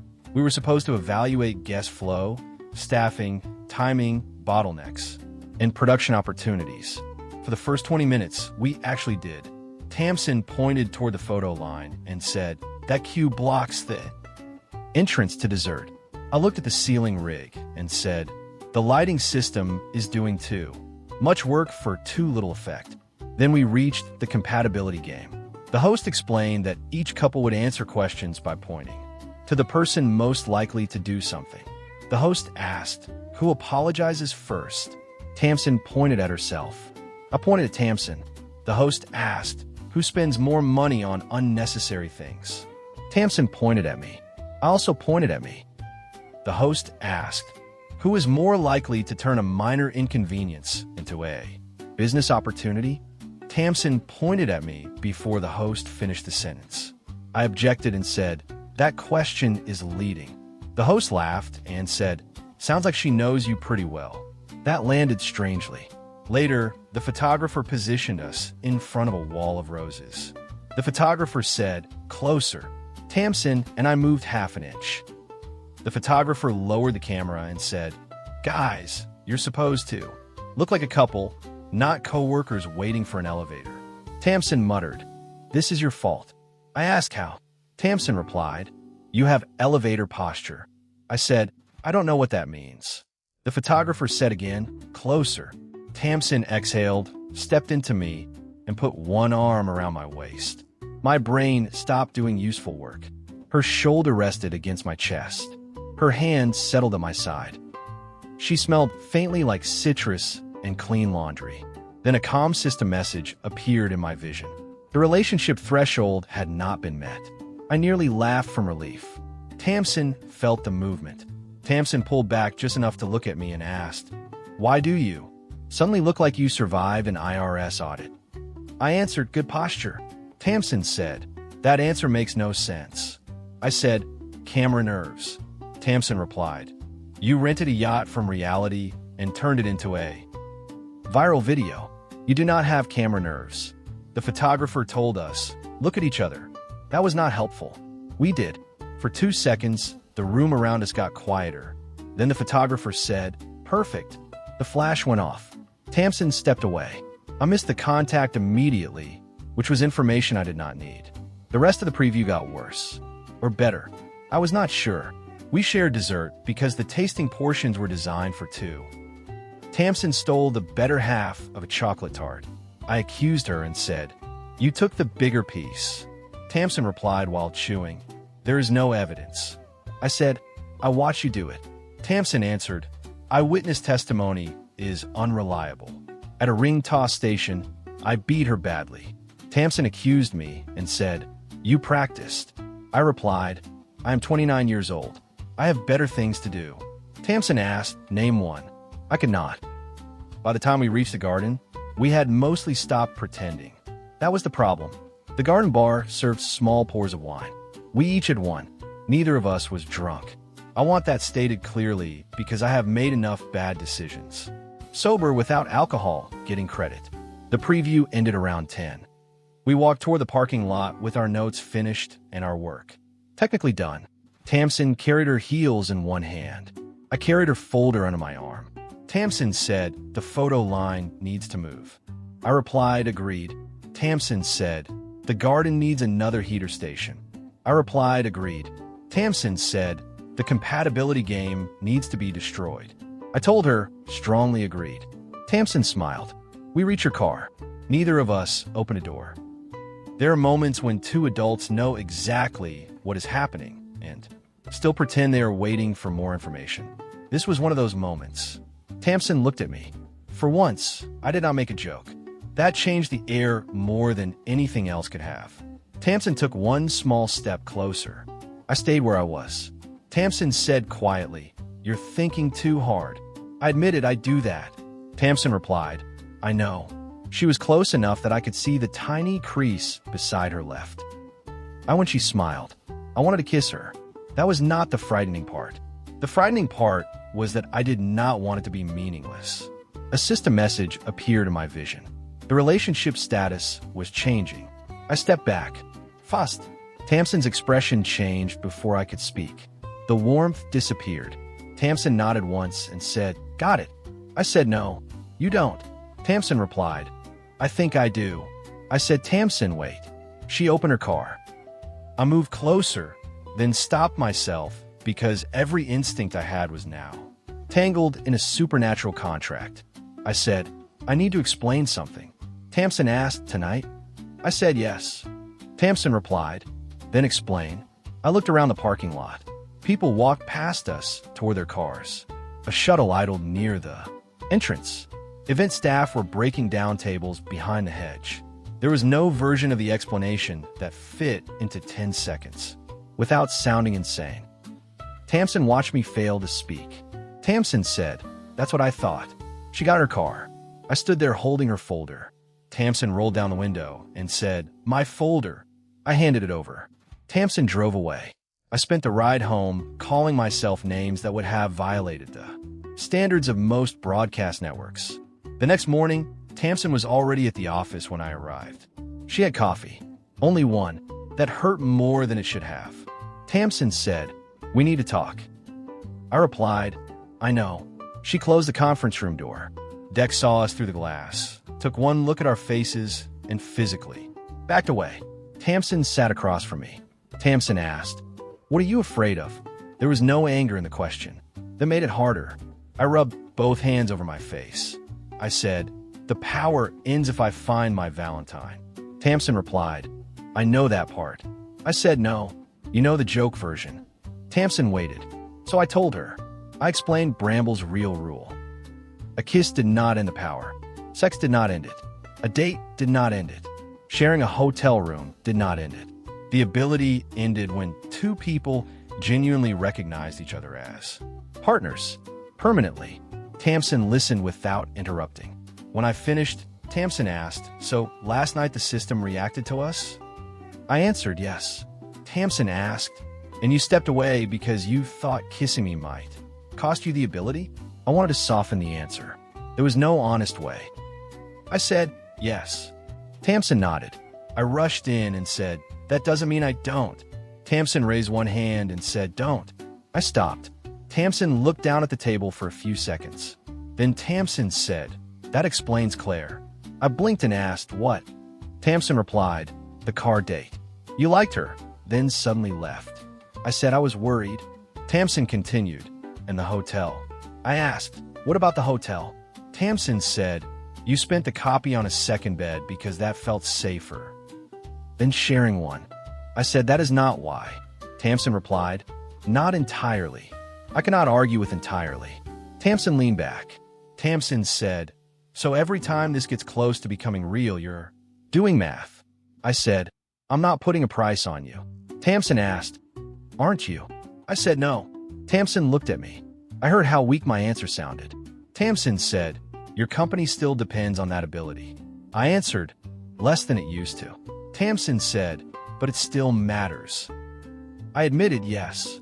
Tamsin said, "It could be worth hundreds of thousands of dollars over the next year."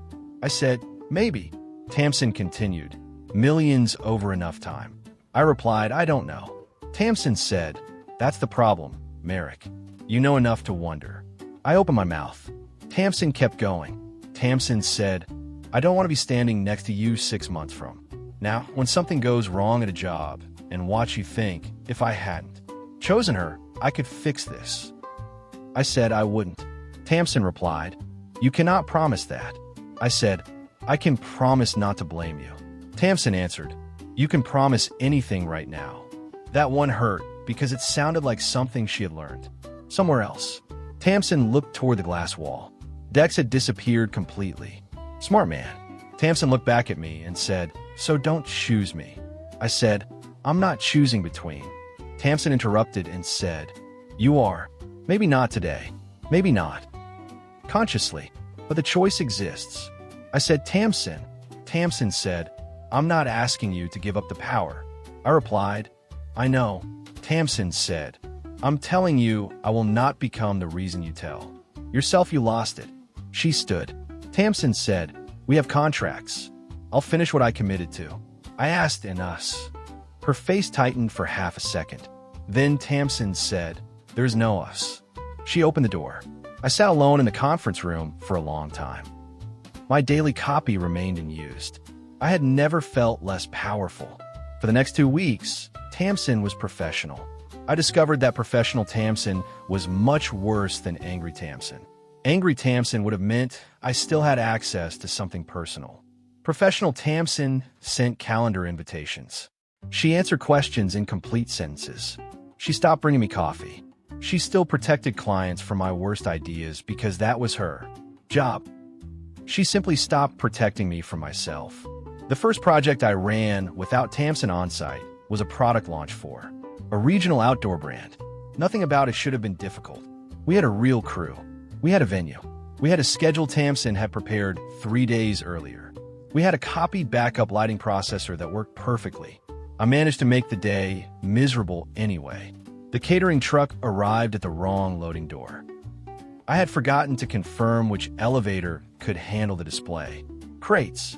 A freelance stagehand left because his call time on my email did not match the vendor sheet. The client added a 15-minute presentation I had not told the audio team about. Then one of the stagehands asked me, "Where are the cable ramps?" I answered, "In the truck." Dex asked, "Which truck?" I looked out at 3 trucks. I said, "That is an excellent question." By 5 in the afternoon, I had solved every equipment problem and created 6 human problems. Sable arrived 20 minutes before doors. She watched me sprint across the ballroom, carrying a roll of gaffer tape in my teeth.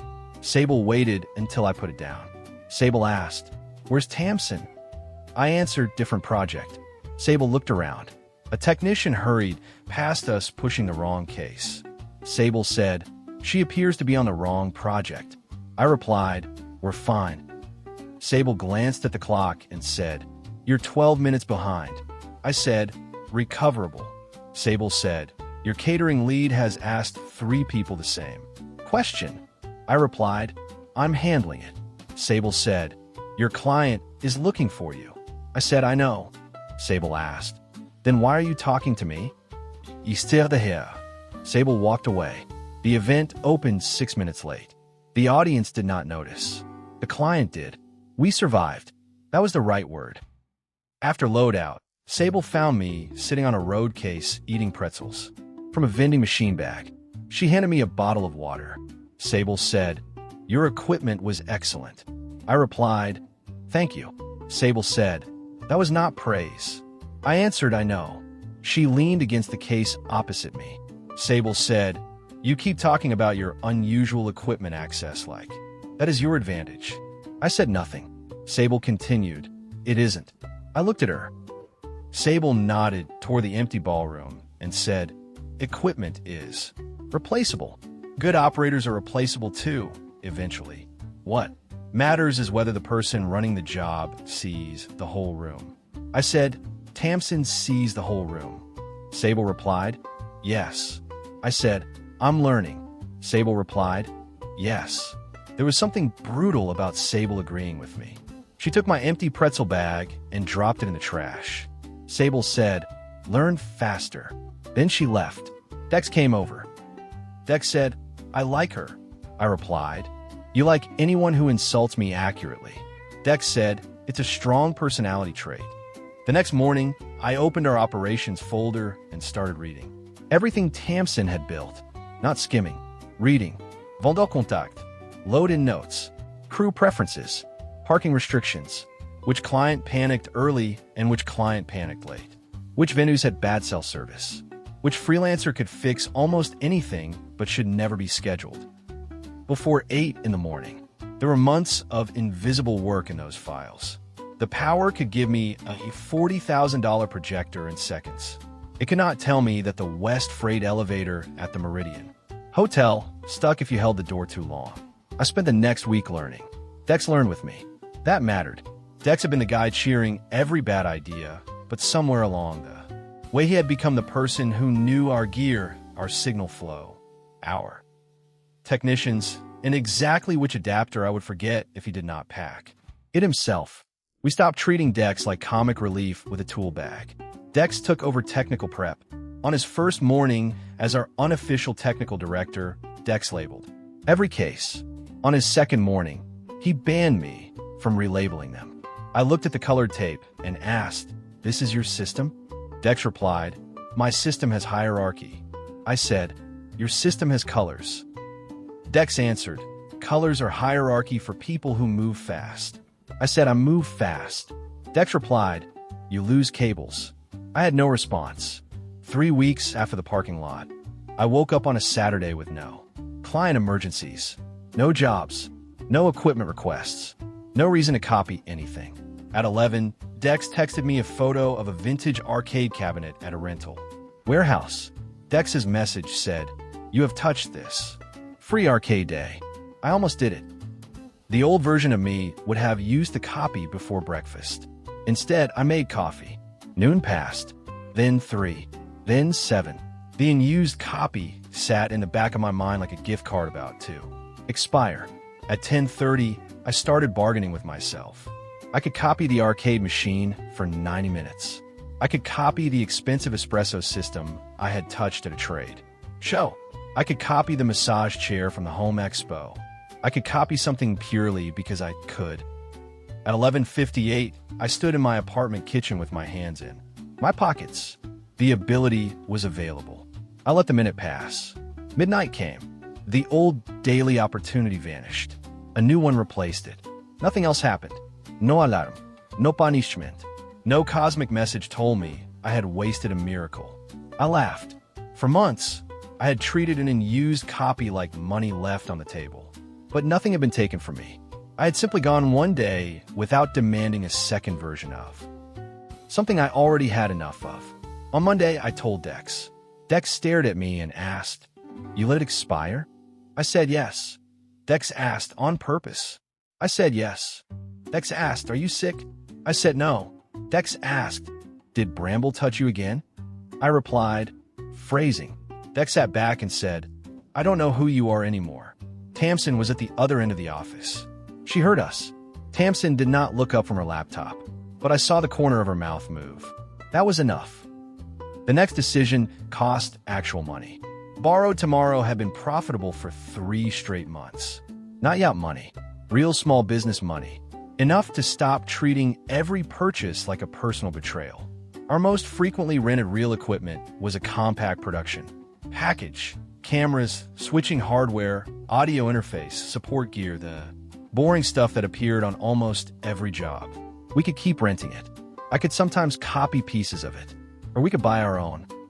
Dex nearly choked when I showed him the purchase order. Dex said, "You know you can make one of these appear for free." I replied, "For one day." Dex said, "You have the supernatural version of free shipping." I answered, "And I don't want to spend Tuesday's copy because Wednesday's client needs Tuesday's equipment." Dex looked at the number again. Dex said, "This is a lot of money." I replied, "Yes." Dex said, "Real money." I told him that is usually what purchase orders involve. Dex tapped the screen and asked, "Why buy something you can copy?" I answered, "Because I don't want to have to copy it." Dex went quiet. That was rare enough to deserve documentation. We bought the package. When it arrived, we unboxed everything like normal business owners. No countdown appeared. Nobody had to plan a disappearance window. The equipment would still be there tomorrow, and next week. And on the day, I needed my copy for something that could not be solved any other way. I expected the purchase to feel less exciting than magic. It felt better. Tamsin signed a receiving sheet. Tamsin said, "This is smart." I replied, "Careful. I'll get used to that." Tamsin said, "You won't." Still professional. Still distant. But not cold. I took what I could get. A few days later, Tamsin asked to talk. Those words had not gone well for me recently. We sat in the same conference room where she had told me there was no us. Tamsin placed an email on the screen between us. A national event production company had offered her a senior operations position, better salary, benefits, a real department, travel budget, people whose entire job was to answer questions she currently handled alone. It was an excellent offer. I hated it immediately. I said, "That's good." Tamsin watched me. Tamsin replied, "It is." I said, "Big company." Tamsin said, "Yes." I said, "Good reputation." Tamsin replied, "Yes." I told her, "You'd be great there." Tamsin looked away. I want to say stay. The word sat right behind my teeth, but I had spent months refusing to define what she was to me because I was afraid of what it might cost. I did not get to use feelings I would not claim as leverage now. I asked, "When do they need an answer?" Tamsin said, "Friday." I nodded. Tamsin added, "I haven't accepted yet." I said, "Okay." Another opening. I still did not take it. I said, "Whatever you decide, we'll make the transition work." Tamsin's expression changed. "Barely." Tamsin replied, "Of course you will." She stood. I hated myself for the rest of the day. Dex waited until Tamsin left before rolling his chair over. Dex said, "You are the dumbest person I know." I replied, "That is statistically unlikely." Dex said, "I know a man who tried to dry socks in a microwave." I said, "Then I'm safe." Dex replied, "He's second." I looked at him. Dex lowered his voice and said, "You want her to stay?" I answered yes. Dex asked, "Did you tell her?" I said no. Dex asked why. I replied, "Because she got a great offer." Dex said, "That is not an answer." I told him, "It's the answer I have." Dex rubbed his forehead. Dex said, "You can create a yacht out of thin air, but a sentence is where we lose you." I replied, "Apparently."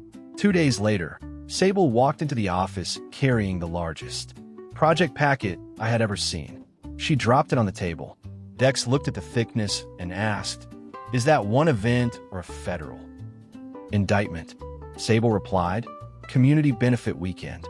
Outdoor music, food, local. Vendors, family programming. Several thousand attendees, if weather. Hold. I opened the packet. Multiple stages. Video. Lighting. Temporary power. Food service support.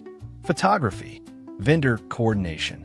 The kind of project that could move Borrowed Tomorrow out of the category of weird little company with a viral yacht and into the category of company people called first. Tamsin read the first page. Tamsin asked when. Sable answered, 6 weeks. Tamsin kept reading. Sable looked at Tamsin and said, I heard you may be leaving. Tamsin's eyes moved to me for half a second. Then Tamsin looked back at Sable. Tamsin said, I'm considering an offer. Sable nodded and asked, can you finish this one? The room went quiet. Tamsin turned another page. I wanted to tell her she did not owe us anything. I also wanted to lock the door. Instead, I waited. Finally, Tamsin said, yes. My chest loosened. Then Tamsin added, I'll finish this one. The words landed differently. Dex stopped smiling. Sable did not react. Sable opened the schedule and said, good. Then we have work. For the next month, Borrowed Tomorrow became busier than it had ever been. The project was too large for cleverness. That helped. We hired crew. We booked real equipment. We reserved backup power. We bought more cable than I thought one company should legally possess. Dex built a technical plan that made me proud and slightly afraid of him. Tamsin ran vendor meetings with the calm efficiency of someone who could make 12 adults stop talking by looking at a clock. I handled clients, contracts, and the parts of the job I used to assume somebody else would remember. My copy remained available as emergency capacity. That was all. A year earlier, I would have considered that wasteful. Now it felt like insurance nobody could sell me. Tamsin and I worked side by side, without touching the subject between us. Sometimes I was easy. Sometimes Tamsin leaned over my shoulder to read a schedule, and my entire nervous system became a workplace hazard. One night, we stayed late checking vendor confirmations. The office air conditioning had shut off automatically. Tamsin had taken off her jacket and rolled up her sleeves. She was reading an email when Tamsin said, "You're staring." I replied, "I'm thinking." Tamsin asked, "Am I arm?" I said, "It's a very complicated email." Tamsin looked at the screen and said, "It says the portable toilets are." "Confirmed." I replied, "Complex logistics." For the first time in weeks, Tamsin laughed. It disappeared quickly, but it was real. I wanted to say something. I did not. That had become our problem in one sentence. 3 days before the event, the first truck got delayed. Not our truck, the main staging supplier. A highway closure trapped 2 trailers several hours away. Tamsin moved one part of the schedule. Annoying, not fatal. The next morning, one of our reserve backup generators failed. Inspection. Dex found a replacement. More expensive, but available. Then the weather forecast shifted. Wind. Enough that one of the smaller outdoor stage plans had to be abandoned. Sable called. Sable said, "We need an indoor contingency." I replied, "We're building one." Sable asked, "Do you have space?" I answered, "Tamsin found it." Sable replied, "Of course she did." Then a lighting vendor called to say half our fixtures were sitting in a warehouse because their delivery contractor had lost a driver. By noon, the whiteboard looked like a crime scene. Dex stood in front of it. Dex said, "This is fine." Tamsin replied, "No one believes you when you say that." Dex said, "I'm trying to establish morale." Tamsin answered, "You're establishing symptoms." I looked at the board. 6 months ago, I would have asked which missing item was most expensive. That question did not even occur to me. I asked, "Which problem has no replacement?" Tamsin looked at me. Dex looked at me. I pointed at the board and said, "The trailers will arrive late, but they'll arrive. We have a second generator option. The indoor room solves the small stage. Which one has no other path?" Dex traced the list. Dex answered, "Main lighting control. The fixtures could be sourced elsewhere." The problem was the specific high-capacity console and processing rack. Delayed with the truck. Another rental house had one. Already booked. A second had a compatible system. Too far away. We could redesign the whole lighting package. That would take a day we did not have. I knew the console. I had touched one at Northline. Tamsin asked, "Copy available?" I answered yes. Tamsin said, "Hold it." Dex looked at her and asked, "Hold it?" Tamsin replied, "We still have 2 days." I understood what she meant. If we created the copied console too early, it would disappear before the event ended. We needed to wait until the operational window worked. So we solved everything else first. That became the rhythm. Problem. Alternative. Call somebody. Move something. Borrow something. Pay for something. Only then consider the miracle. Owen, the wedding videographer, connected us with 2 camera operators. When another crew dropped, Luis, our yacht captain, knew a marine event electrician who happened to be free. The chef from a food festival loaned us warming equipment after one catering vendor came up short. The nonprofit theater introduced us to a stage manager who knew the indoor backup room better than anyone. None of those people owed us magic. They remembered that we had shown up when they needed help. By the night before the event, the impossible project had become merely difficult. Tamsin stood beside the whiteboard with a marker in her hand. Most of the red problems had been crossed out. Tamsin looked tired, almost happy. Tamsin said, "This is a company." Dex looked offended and asked, "What did you think it was before?" Tamsin replied, "A controlled accident." Dex said, "That was our startup phase." I laughed. Tamsin looked at me. For a second, the last few weeks fell away. Then her phone buzzed. Tamsin checked it. I knew who it was before she spoke. Tamsin said, "They need my answer tomorrow." I replied, "Right." Tamsin capped the marker. Tamsin said, "I told them I'd call after the event." I answered, "Okay." Tamsin waited. I had another chance. I wanted to say stay.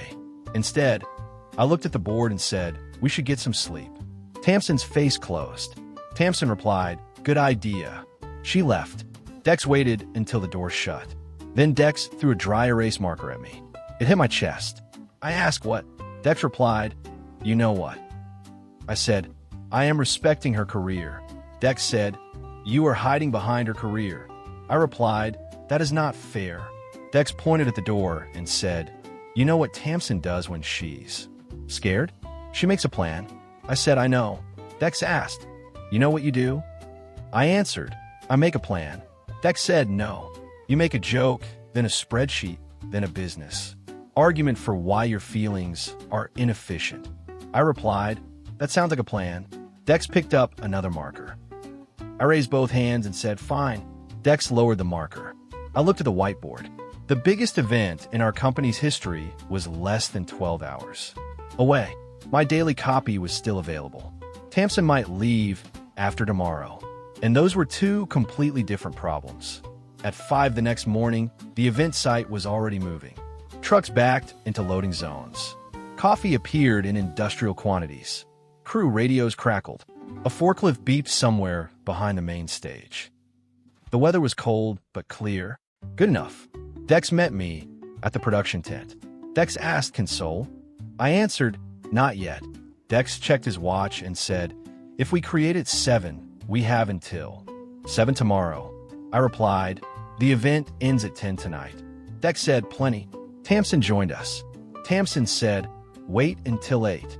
Dex asked why. Tamsin answered, "Because if loadout slips, I want margin." Dex nodded. No argument. That was how much he trusted her now.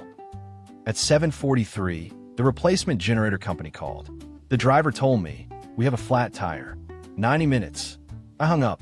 Tamsin asked, "Can we cover?" Dex answered, "Yes." Barely. We did not use the copy. At 7:50, one of the food vendors lost refrigeration. The chef we knew had a spare unit. We did not use the copy. At 8, the lighting console still had no alternative. I used the ability. The duplicate appeared inside our secured production area. Dex exhaled and said, "There she is." Tamsin checked the time and said, "Document it. Keep it controlled. Nobody moves it without one of us." Normal rules. The kind we had learned the expensive way. The event opened on time. Thousands of people came through the gates. Music started. Food lines formed. Kids ran between activity tents. The main stage lights came up exactly when they were supposed to. Nobody in the crowd knew one of the most important pieces of equipment. On-site had not existed an hour earlier. That was perfect. Around noon, Sable found me near the production tent. Sable looked over the crowd and said, "Good." From Sable, that was practically a standing ovation. I smiled. Then Sable's radio crackled. A vendor had lost power on the far side of the site. I waited for the familiar instinct to reach for the miracle. It did not come. The miracle was already in use. So we solved the problem the normal way. A real electrician, real cable, a real backup circuit. 20 minutes later, the vendor was running again. By sunset, I had stopped thinking about the copy at all. The company was working. Not perfectly. Nothing real works perfectly. But it was working. Dex had his technical crew. Sable had command. The freelancers knew their jobs. The vendors called the right people instead of all calling me. Tamsin moved through the site with a radio clipped to her belt, fixing problems before they reached my ears. I watched her from across the crowd. The old thought returned. If I chose Tamsin, the power would end. For months, that sentence had sounded like a threat. Standing there, I finally heard the other half. If the power ended, all of this would still be here. The people, the equipment we owned, the vendor relationships, the reputation, the company, not unchanged, not easy, but real. Tamsin caught me looking. She raised her eyebrows as if asking whether something was wrong. I shook my head. Nothing was wrong. That was the problem. I finally understood what I wanted, and I had waited until the day she might leave to understand it. The event ended at 10:12. 12 minutes late. Tamsin had been right about the margin. We cleared the copied console into the secured production tent. It still had hours left. No drama. No viral dos impedance. No teenager with a phone. Just a tool that had done its job. At 11:30, most of the public areas were empty. Crew continued loadout. Sable found the three of us beside the main stage. Sable looked at Dex and said, "Technical plan was solid." Dex tried to act normal. He failed. Then Sable looked at Tamsin and said, "Call me before you accept anything." Tamsin blinked. Sable walked away. Dex whispered, "Was that a job offer?" Tamsin replied, "I genuinely don't know." Sable turned around from 20 feet away and called, "It wasn't." Tamsin laughed. I laughed. Dex looked wounded. At midnight, my ability refreshed. I felt the new copy become available. For once, I did not immediately wonder how to spend it. Tamsin checked her phone. The email from a national company was still waiting. Tamsin looked at me and said, "I should call them in the morning." I nodded and said, "Yes." Her face gave nothing away. Dex made a quiet sound of despair behind me. I ignored him, because I had finally figured out the problem. I didn't want Tamsin to stay, but asking Tamsin to stay at Borrowed Tomorrow was not the same as asking Tamsin to stay with me. I had spent months confusing those two things because one was safer. The company could make her an offer. Salary, title, equity, if we structured it right. Those were business questions. The other question was mine. And if I asked it, I needed to be willing to pay the actual price. Not resent it. Not call it sacrifice later. Not keep an invisible ledger. The next morning, before Tamsin could make her call, I asked her to meet me at the diner where Borrowed Tomorrow had gotten its name. She arrived at 9. No laptop. No tablet. That made me nervous.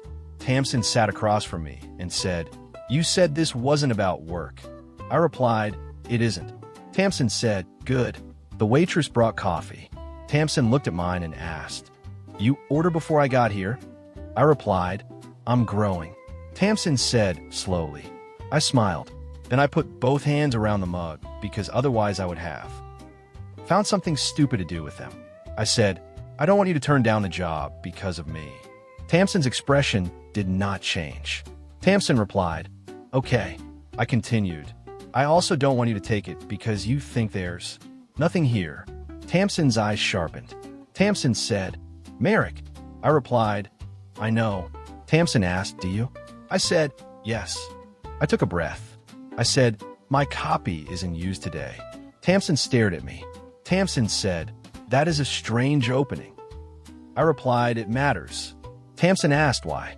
I said, because I keep thinking I need the perfect moment where losing the ability makes business sense. Tamsin went still. I continued, there won't be one. There will always be another client, another machine, another emergency, another stupidly expensive thing I could make appear for 24 hours.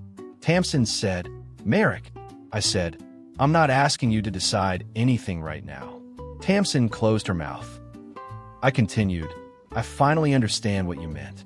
If I choose a relationship and then spend the rest of my life blaming that relationship every time I miss the power, that would be on me. Tamsin looked down at the table. I said, regret would be my responsibility. Tamsin looked back at me. For a moment, neither of us spoke. Then Tamsin's phone rang. Of course it did. She looked at the screen. The national company. Tamsin let it ring twice. Then she silenced it. Tamsin said, I need time. I replied, I know. Tamsin added, and you are not allowed to turn this into a grand gesture. I said, I had several planned. Tamsin replied, cancel them. I said, one involved a horse. Tamsin said, no, it didn't. I replied, it could have. Tamsin almost smiled. Almost was enough for now. Tamsin picked up her phone and said, I'm going to call them back. I replied, okay. She stood. At the end of the booth, Tamsin stopped. Tamsin said, for what it's worth, I haven't decided to leave. Then she walked outside. I sat there with an unused Miracle and a cup of coffee getting cold between my hands. For once, I did not feel the urge to spend either one quickly. Tamsin came back into the diner 12 minutes later, sat down across from me, and said, I turned them down. I almost dropped my coffee. I asked, because of what I said? Tamsin answered, no, that should not have been disappointing. It was. Tamsin watched my face and added, not entirely. I put the cup down before I embarrassed myself with it. I asked then why. Tamsin said, because I finally asked them the question I should have. Asked before I got distracted by the salary. I waited. Tamsin said, what would I actually be building there? I asked and Tamsin replied, someone else's department. I try not to look too relieved. Tamsin noticed anyway. She pointed at me and said, do not celebrate yet. I said, I'm sitting very calmly. Tamsin replied, your eyebrows are celebrating. I lowered them. Tamsin continued, I'm not staying at borrowed tomorrow under the old arrangement. I asked, what old arrangement? Tamsin said, the arrangement where I run half the company, fix the other half, and you introduce me as the person helping temporarily. I winced. I said, that does sound bad when you summarize it accurately. Tamsin opened her bag and pulled out a folded sheet of paper. She slid it across the table. I read the first line, partnership proposal. I looked up. Tamsin said, if I stay as a partner. Real authority, real ownership. Operations is mine. Technical is Dex's. You stop treating the company like your superpower with a checking account. I read the rest.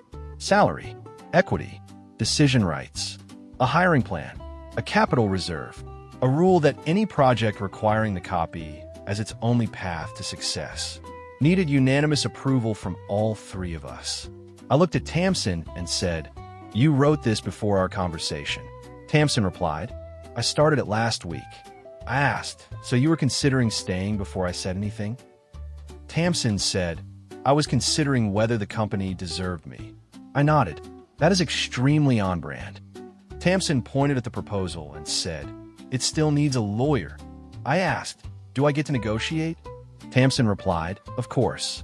I said, I want a better coffee budget. Tamsin stared at me. I added, and everything else looks good. Her expression softened. Tamsin said, read it properly. I said, I will. Tamsin stood. I asked, where are you going? Tamsin replied, to work. I said, it's Saturday.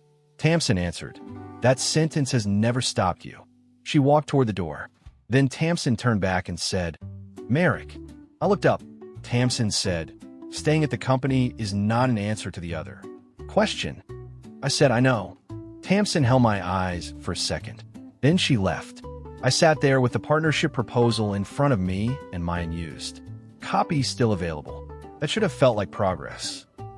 Instead, it felt like the universe had handed me two separate contracts and removed the option to pretend they were the same one. On Monday, Dex read Tamsin's partnership proposal. He reached the technical authority section and said, "I have authority," Tamsin answered, "within your department." Dex asked, "Can I ban Merrick from cable storage?" Tamsin said, "Yes." I objected. "This company is becoming hostile to founders." Dex looked at Tamsin and asked, "Can I put that in writing?" Tamsin replied, "Please do." We spent 3 hours with an attorney 2 days later. Nothing supernatural happened. No equipment vanished. Nobody almost drowned. It was one of the most important days Borrowed Tomorrow ever had. By the end of the month, Tamsin Quill was officially co-owner and head of operations. Dex Wren became technical director with enough authority to stop me from buying adapters without asking him. I remained founder and chief executive, mostly because Tamsin said. Somebody needed to attend sales meetings, and I was the only one willing to describe our company as unreasonably responsive with a straight face. The strange part was how quickly the company stopped feeling like mine. I mean that as a compliment. There were schedules I did not write, purchases I did not approve personally, clients Dex handled without me, vendors who called Tamsin first. For the first time, Borrowed Tomorrow could have a busy afternoon while I was getting a haircut. I tested this once. My phone did not ring for 47 minutes. I became concerned. Then Dex texted me and said, "Stop checking the group chat. We know. You're lurking." I put my phone away. The ability was still there every midnight, but I was using it less. Some weeks I used it 3 times. Some weeks once. Sometimes an entire day passed without me thinking about it until 11 at night. That would have been unimaginable when a $12 burger felt like proof that the universe owed me something. The first real test came 6 weeks later. Sable called at 7 in the morning. Sable did not say hello. Sable said, "I have a problem." I sat up in bed and asked, "How expensive?" Sable replied, "Wrong question." I smiled despite myself. I asked how urgent.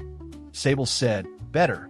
A touring brand installation had arrived with a damaged custom video wall processor. The replacement was on a plane. The doors opened at noon. I had touched the exact processor model during a trade show. The old version of Borrowed Tomorrow would have copied it immediately. Instead, I called Dex. Dex answered and said, "If this is about the processor, I'm already talking to 3 rental houses." I asked, "How did you know?" Dex replied, "Sable called Tamsin first. Tamsin called me. This is what an organization looks like." I said, "I preferred being mysterious." Dex answered, "You were never mysterious." 20 minutes later, Dex found a compatible processor across town. More expensive than the copied version. Also real. We rented it. The event opened on time. My copy stayed unused. At 5 that afternoon, another client called. A food hall had lost a commercial refrigeration unit hours before a private dinner. The repair technician had the part. The compressor would be back online before 8. They did not need magic either. At 11:40, I stood in my kitchen and realized I had spent the entire day solving problems without the thing that had created the company. I let the copy expire. The next morning, Tamsin came into the office carrying 2 coffees. She set one beside me. I looked at the cup. Then I looked at her. Tamsin said, "Don't make this weird." I replied, "I wasn't going to." Tamsin said, "Your face was preparing a speech." I took the coffee and said, "Thank you." Tamsin nodded. That was all. For us, that counted as significant romantic progress. The problem was that progress had become comfortable. Too comfortable. We worked together. We ate together after late jobs. Sometimes Tamsin came to my apartment and stayed until midnight going over budgets. Sometimes I went to hers and fixed things that did not need fixing, because I had learned that saying I missed you was apparently still beyond my technical capabilities. We never kissed. We never called it dating. We never defined anything. The ability remained. Bramble did not appear. I started to suspect he was enjoying this. Then February arrived. 1 year after the night I had yelled at the sky over a burger. Valentine's Day showed up again. I noticed because Dex decorated the office with a single red paper heart and wrote fiscal year of love underneath it. Tamsin tore it down. Dex asked, "You oppose seasonal branding?" Tamsin replied, "I oppose whatever that was." Dex pointed at me and said, "Merrick appreciates it." I said, "Merrick is staying out of this." Dex replied, "Merrick is speaking about himself in the third person because he is afraid." Tamsin looked at me. I looked at my laptop. The calendar had February 14th in the corner. 1 year. That was all. It should not have mattered. It mattered. At 10 that morning, Sable called. Sable said, "I need all three of you at Rosemere tonight." Tamsin asked, "For the Valentine program?" Sable replied, "Yes." Dex asked, "The one where they made these two pretend to be a couple?" Sable said, "I did not ask for commentary." Dex replied, "Understood." Sable continued, "Their primary production vendor has a staffing issue. They need support. 6 to midnight. I checked the date again. Of course, the universe had a sense of humor and no respect for subtlety. By 6, Rosemere House looked completely different from the preview. Night. The rose wall was back. The string lights were back. The compatibility game was, against all reason, also back. Tamsin saw it and said, "I told them to destroy that." Sable replied, "The client disagreed." Tamsin said, "The client is wrong." Sable answered, "The client is paying." Tamsin sighed. I said, "See? Growth. You can compromise." Tamsin looked at me and replied, "Do not push it. The event was not difficult. That was almost disappointing." Borrowed Tomorrow handled additional lighting, 2 technicians, backup, power distribution, and an overflow photo station. Everything we brought was real. Every piece of equipment belonged to us or had been rented normally. My daily copy was in use. At 8:30, one of the photographers recognized us from the previous year. The photographer smiled and said, "Elevator couple." Tamsin immediately replied, "No." The photographer pointed at the rose wall and said, "You owe me a better photo." I said, "We are working." The photographer replied, 30 seconds. Tamsin said no. Sable walked past us and said, "Take the picture. You are blocking traffic." Tamsin stared after her. I said, "Direct order." Tamsin replied, "You enjoyed that too much." We stood in front of the roses. The photographer raised the camera and said, "Closer." I laughed. Tamsin did too. The photographer asked what. Tamsin answered, "Long story." This time, neither of us moved half an inch. Tamsin stepped beside me. I put one arm around her. Nothing appeared in my vision. No warning. No relationship message. That made sense. We were still doing what we had been doing for months. Everything except deciding. The photographer took the picture. Then the photographer lowered the camera and said, "You two look less terrified this year." Tamsin replied, "We've had practice." At 10, the event was running cleanly. Dex had technical. Sable had venue operations. Tamsin had our crew. I had almost nothing to do. I walked outside. The same garden was lit beyond the terrace. Cold air hit my face. A year earlier, I had thought being single meant getting less. 1 coffee instead of 2. 1 ticket instead of 2. 1 burger instead of 2. Then the universe gave me exactly what I asked for. A second one. Every day, I had used that second thing to build a company. Make money. Help clients. Scare myself.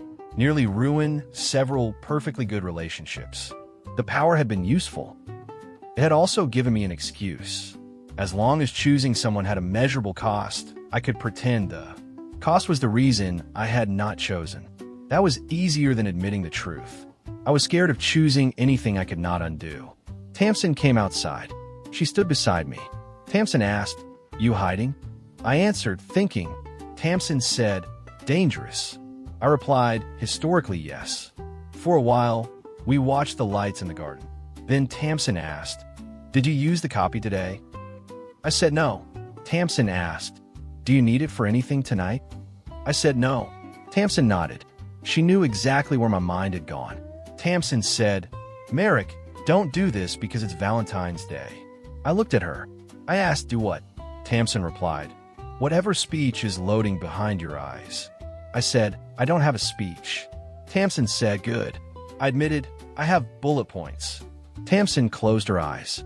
I said 3. Tamsin replied, of course you do. I turned toward her. I said, first, I know the company can survive without the ability.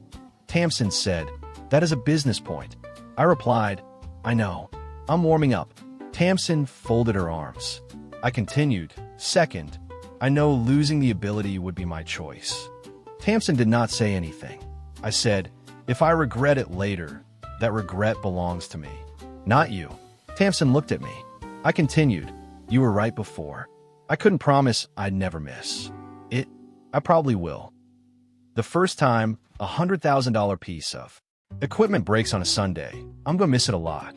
Tamsin said, very romantic. I replied, I'm not done. Tamsin said, I was afraid of that. I took a breath. I said, third, I don't want to keep using the ability as a reason not to say what I already know. Tamsin's arms dropped to her sides. I said, I want you. Tamsin looked at me. I added, not as head of operations. Tamsin replied, that clarification was necessary. I said, not as the person who fixes my schedules. Not because the company needs you. Ido. Tamsin's eyes went shiny. That almost destroyed me. I kept going because stopping would have been worse. I said, I don't know if this works forever. I don't know if we'll fight. We definitely will. I don't know if one of us gets a job somewhere else in 5 years. I don't know any of the things I kept pretending I needed to know before choosing. Tamsin asked quietly, so what do you know? I answered, I know I'm tired of keeping an exit open just because I can. Tamsin looked away toward the garden. For several seconds, neither of us spoke. Then Tamsin said, you know what I hate about this? I asked, the bullet points? Tamsin replied, I like the bullet points. I said, that is the nicest thing you have ever said to me. Tamsin looked back at me. Tamsin said, I hate that I want to believe you. I answered, then don't believe the speech. Tamsin asked, what do I believe? I said, the last year. That landed. I could see it. The yacht, the second bed, the projects, the fight, the coffee, the partnership, all the boring days in between. Tamsin stepped closer. Then Tamsin stopped and asked, your copy is still available? I said, yes. Tamsin asked, and midnight is in less than 2 hours. I said, yes. Tamsin looked at me and said, then wait. I blinked. I asked, wait.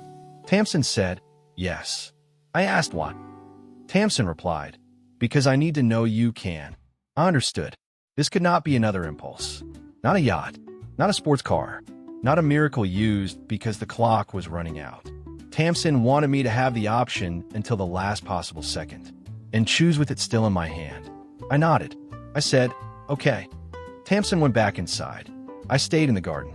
At 10:30, Dex came outside carrying 2 plates of leftover dessert. Dex handed me one and asked, did you finally say it? I asked, how do you know? Dex replied. Tamsin walked past me looking like she wanted to smile and Swisomibodi. I said, she told me to wait. Dex stopped eating. Dex asked, that sounds bad.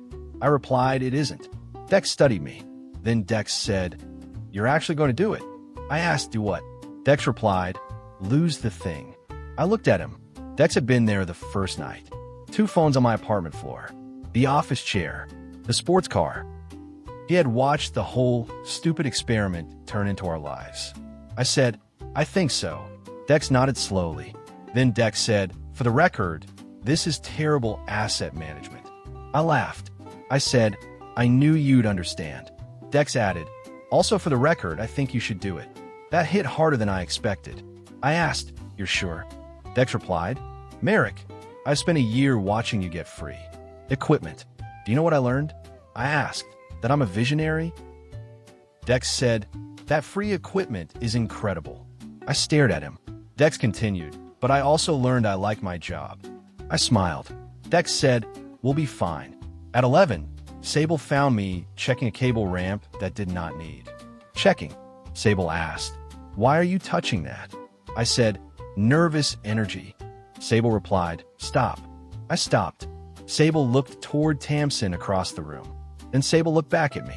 Sable said, If you're about to create a staffing problem, give me notice. I almost choked. I asked, does everyone know? Sable replied, everyone with eyes. I said, we are extremely discreet. Sable said no. Then Sable walked away. At 11:30, the event started winding down. Couples collected coats. Staff cleared glasses. The rose wall had survived another year. The compatibility game had somehow also survived. I considered destroying it with my last copy, but the ability did not work that way. At 11:45, Tamsin came to find me. She had changed out of her event jacket. Tamsin said, walk with me. We went outside. The garden was nearly empty. The temperature had dropped. Tamsin rubbed her hands together. I took off my coat and offered it. Tamsin said, I have a code inside. I replied, this is a limited time offer. Tamsin took it. I said, that joke felt appropriate. Tamsin replied, barely. We reached the far end of the garden. I checked my phone. 11:52. The daily copy was still available. Tamsin saw the time. Tamsin asked, anything you want to copy? I thought about it. I had touched expensive things, useful things, ridiculous things. There was probably a machine somewhere that could earn us more money. Tomorrow, there was always something. I said no. Tamsin asked, anything the company needs? Yansuara, no. Tamsin asked, anything you personally want? I looked at her. I said yes. Tamsin held my gaze. Then Tamsin said, that was smooth. I replied, I have been preparing for a year. Tamsin said, you have not improved as much as you think. 11:58. My heartbeat was ridiculous. I had jumped into a lake. I had watched a yacht vanish. I had created equipment worth more than my old annual salary. None of it felt like this. At 11:59, Tamsin asked, are you sure? I answered yes. Tamsin said, you're allowed to be scared. I said, I am. Tamsin asked, and if you miss it? I replied, I probably will. Tamsin asked, and if the company has a terrible month? I said, we'll have a terrible month. Tamsin asked, and if you regret losing it? I took a breath. I said, then regret is my responsibility. Tamsin looked at me for a long moment. Then Tamsin said, okay. I asked, okay what? Tamsin stepped closer. Tamsin said, okay, Merrick, I'm choosing you too. Something in my chest went completely still. No fireworks. No heavenly choir. No old man jumping out a hedge. Just Tamsin standing in front of me wearing my coat. I asked, can I kiss you now? Tamsin replied, you are ruining the moment. I said, consent is rarely a bad addition. Tamsin's mouth twitched. Tamsin said, yes. So I kissed her. It was not cinematic. My nose bumped hers. Tamsin laughed against my mouth. I started laughing too. Then we tried again. That one was better. At midnight, I felt the familiar pressure in my head. For 1 year, that sensation had meant a new copy was available. This time, the pressure released. Then nothing replaced it. A message appeared in my vision. The promotional qualification had ended. I stared at it. Tamsin pulled back. Tamsin asked what happened. I told her, I think Bramble has a sense of humor. Tamsin asked, is it gone? I tried. There was no menu.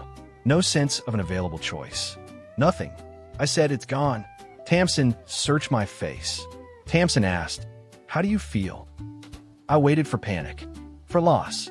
For the part of my brain that had spent a year assigning dollar values to impossible things. It was there. A little. But underneath it was something much simpler. I said, hungry. Tamsin stared at me. Then she laughed so hard she had to grab my arm. I said, that was not a joke. Tamsin replied, of course it wasn't. We walked back inside. Dex saw us. Dex looked at me.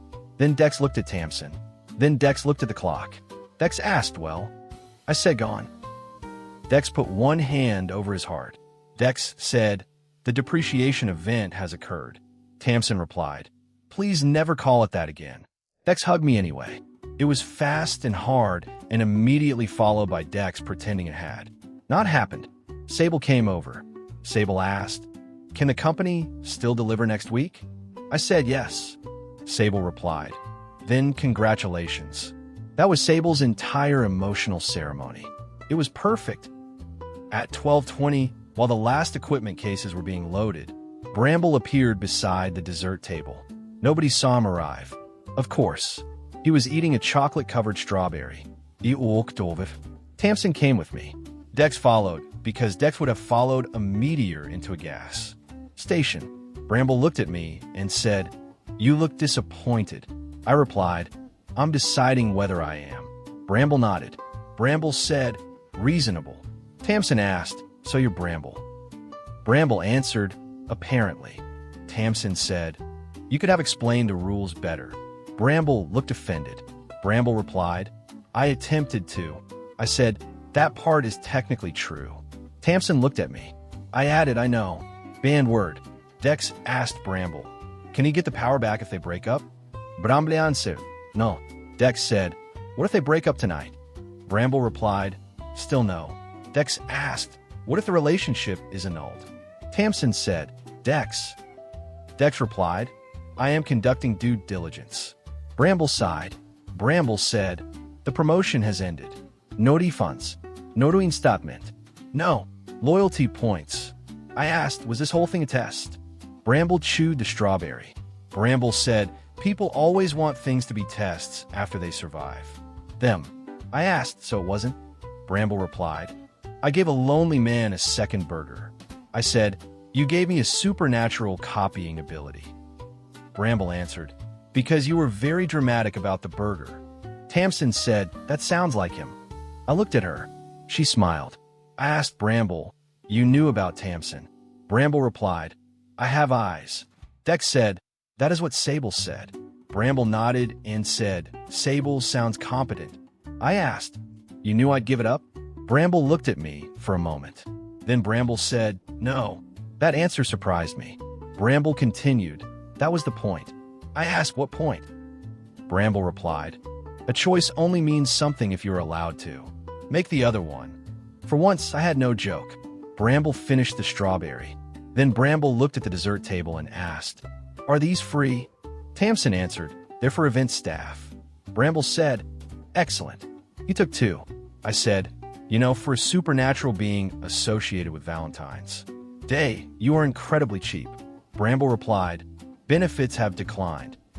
Then he walked through the service corridor and disappeared before Dex could ask whether he had pension. The next morning, I woke up and immediately tried to use the ability. I'm not proud of that. I was lying in bed, half asleep, when midnight habits caught up with me. I picture my phone. Nothing happened. I tried again. Still nothing. Tamsin, who had fallen asleep beside me sometime after 2, opened one. Tamsin asked, "Did you just test it?" I said no. Tamsin replied, "Merrick." I admitted yes. Tamsin closed her eye again and said, "You lasted 8 hours." I said, "That is longer than some software trials." Tamsin pulled the blanket over her head. A minute later, she said from under it, "If you make a spreadsheet about this, I'm leaving." I replied, deleting spreadsheet. Tamsin said, "You already made one?" I said, "Good morning." She threw a pillow at me.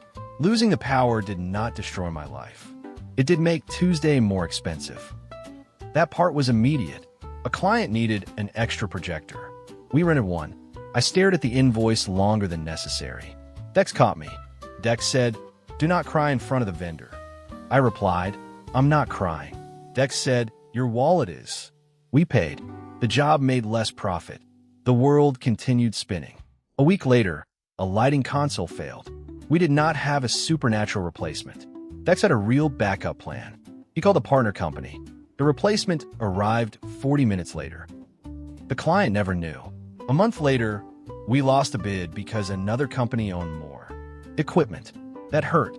Tamsin read the rejection email and said, "We cannot win every job." I replied, "I preferred physics being optional." Tamsin said, "Physics has a strong market position." We adjusted. We bought equipment carefully. We rented more. We hired another coordinator. Dex built a proper maintenance program.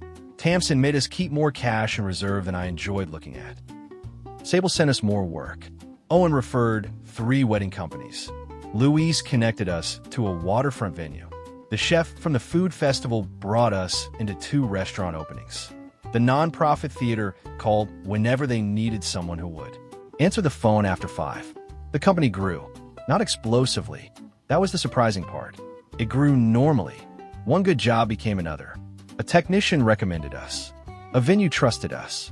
A client came back. No miracles, just reputation. About 3 months after the power disappeared, Dex walked into my office carrying a broken camera body. Dex sat on my desk and said, "Touch it." I looked at him. I asked what. Dex replied, "For old time's sake." I put my hand on the camera. Nothing happened. Dex nodded solemnly. Dex said, "Still mortal." I replied, "Thank you, doctor."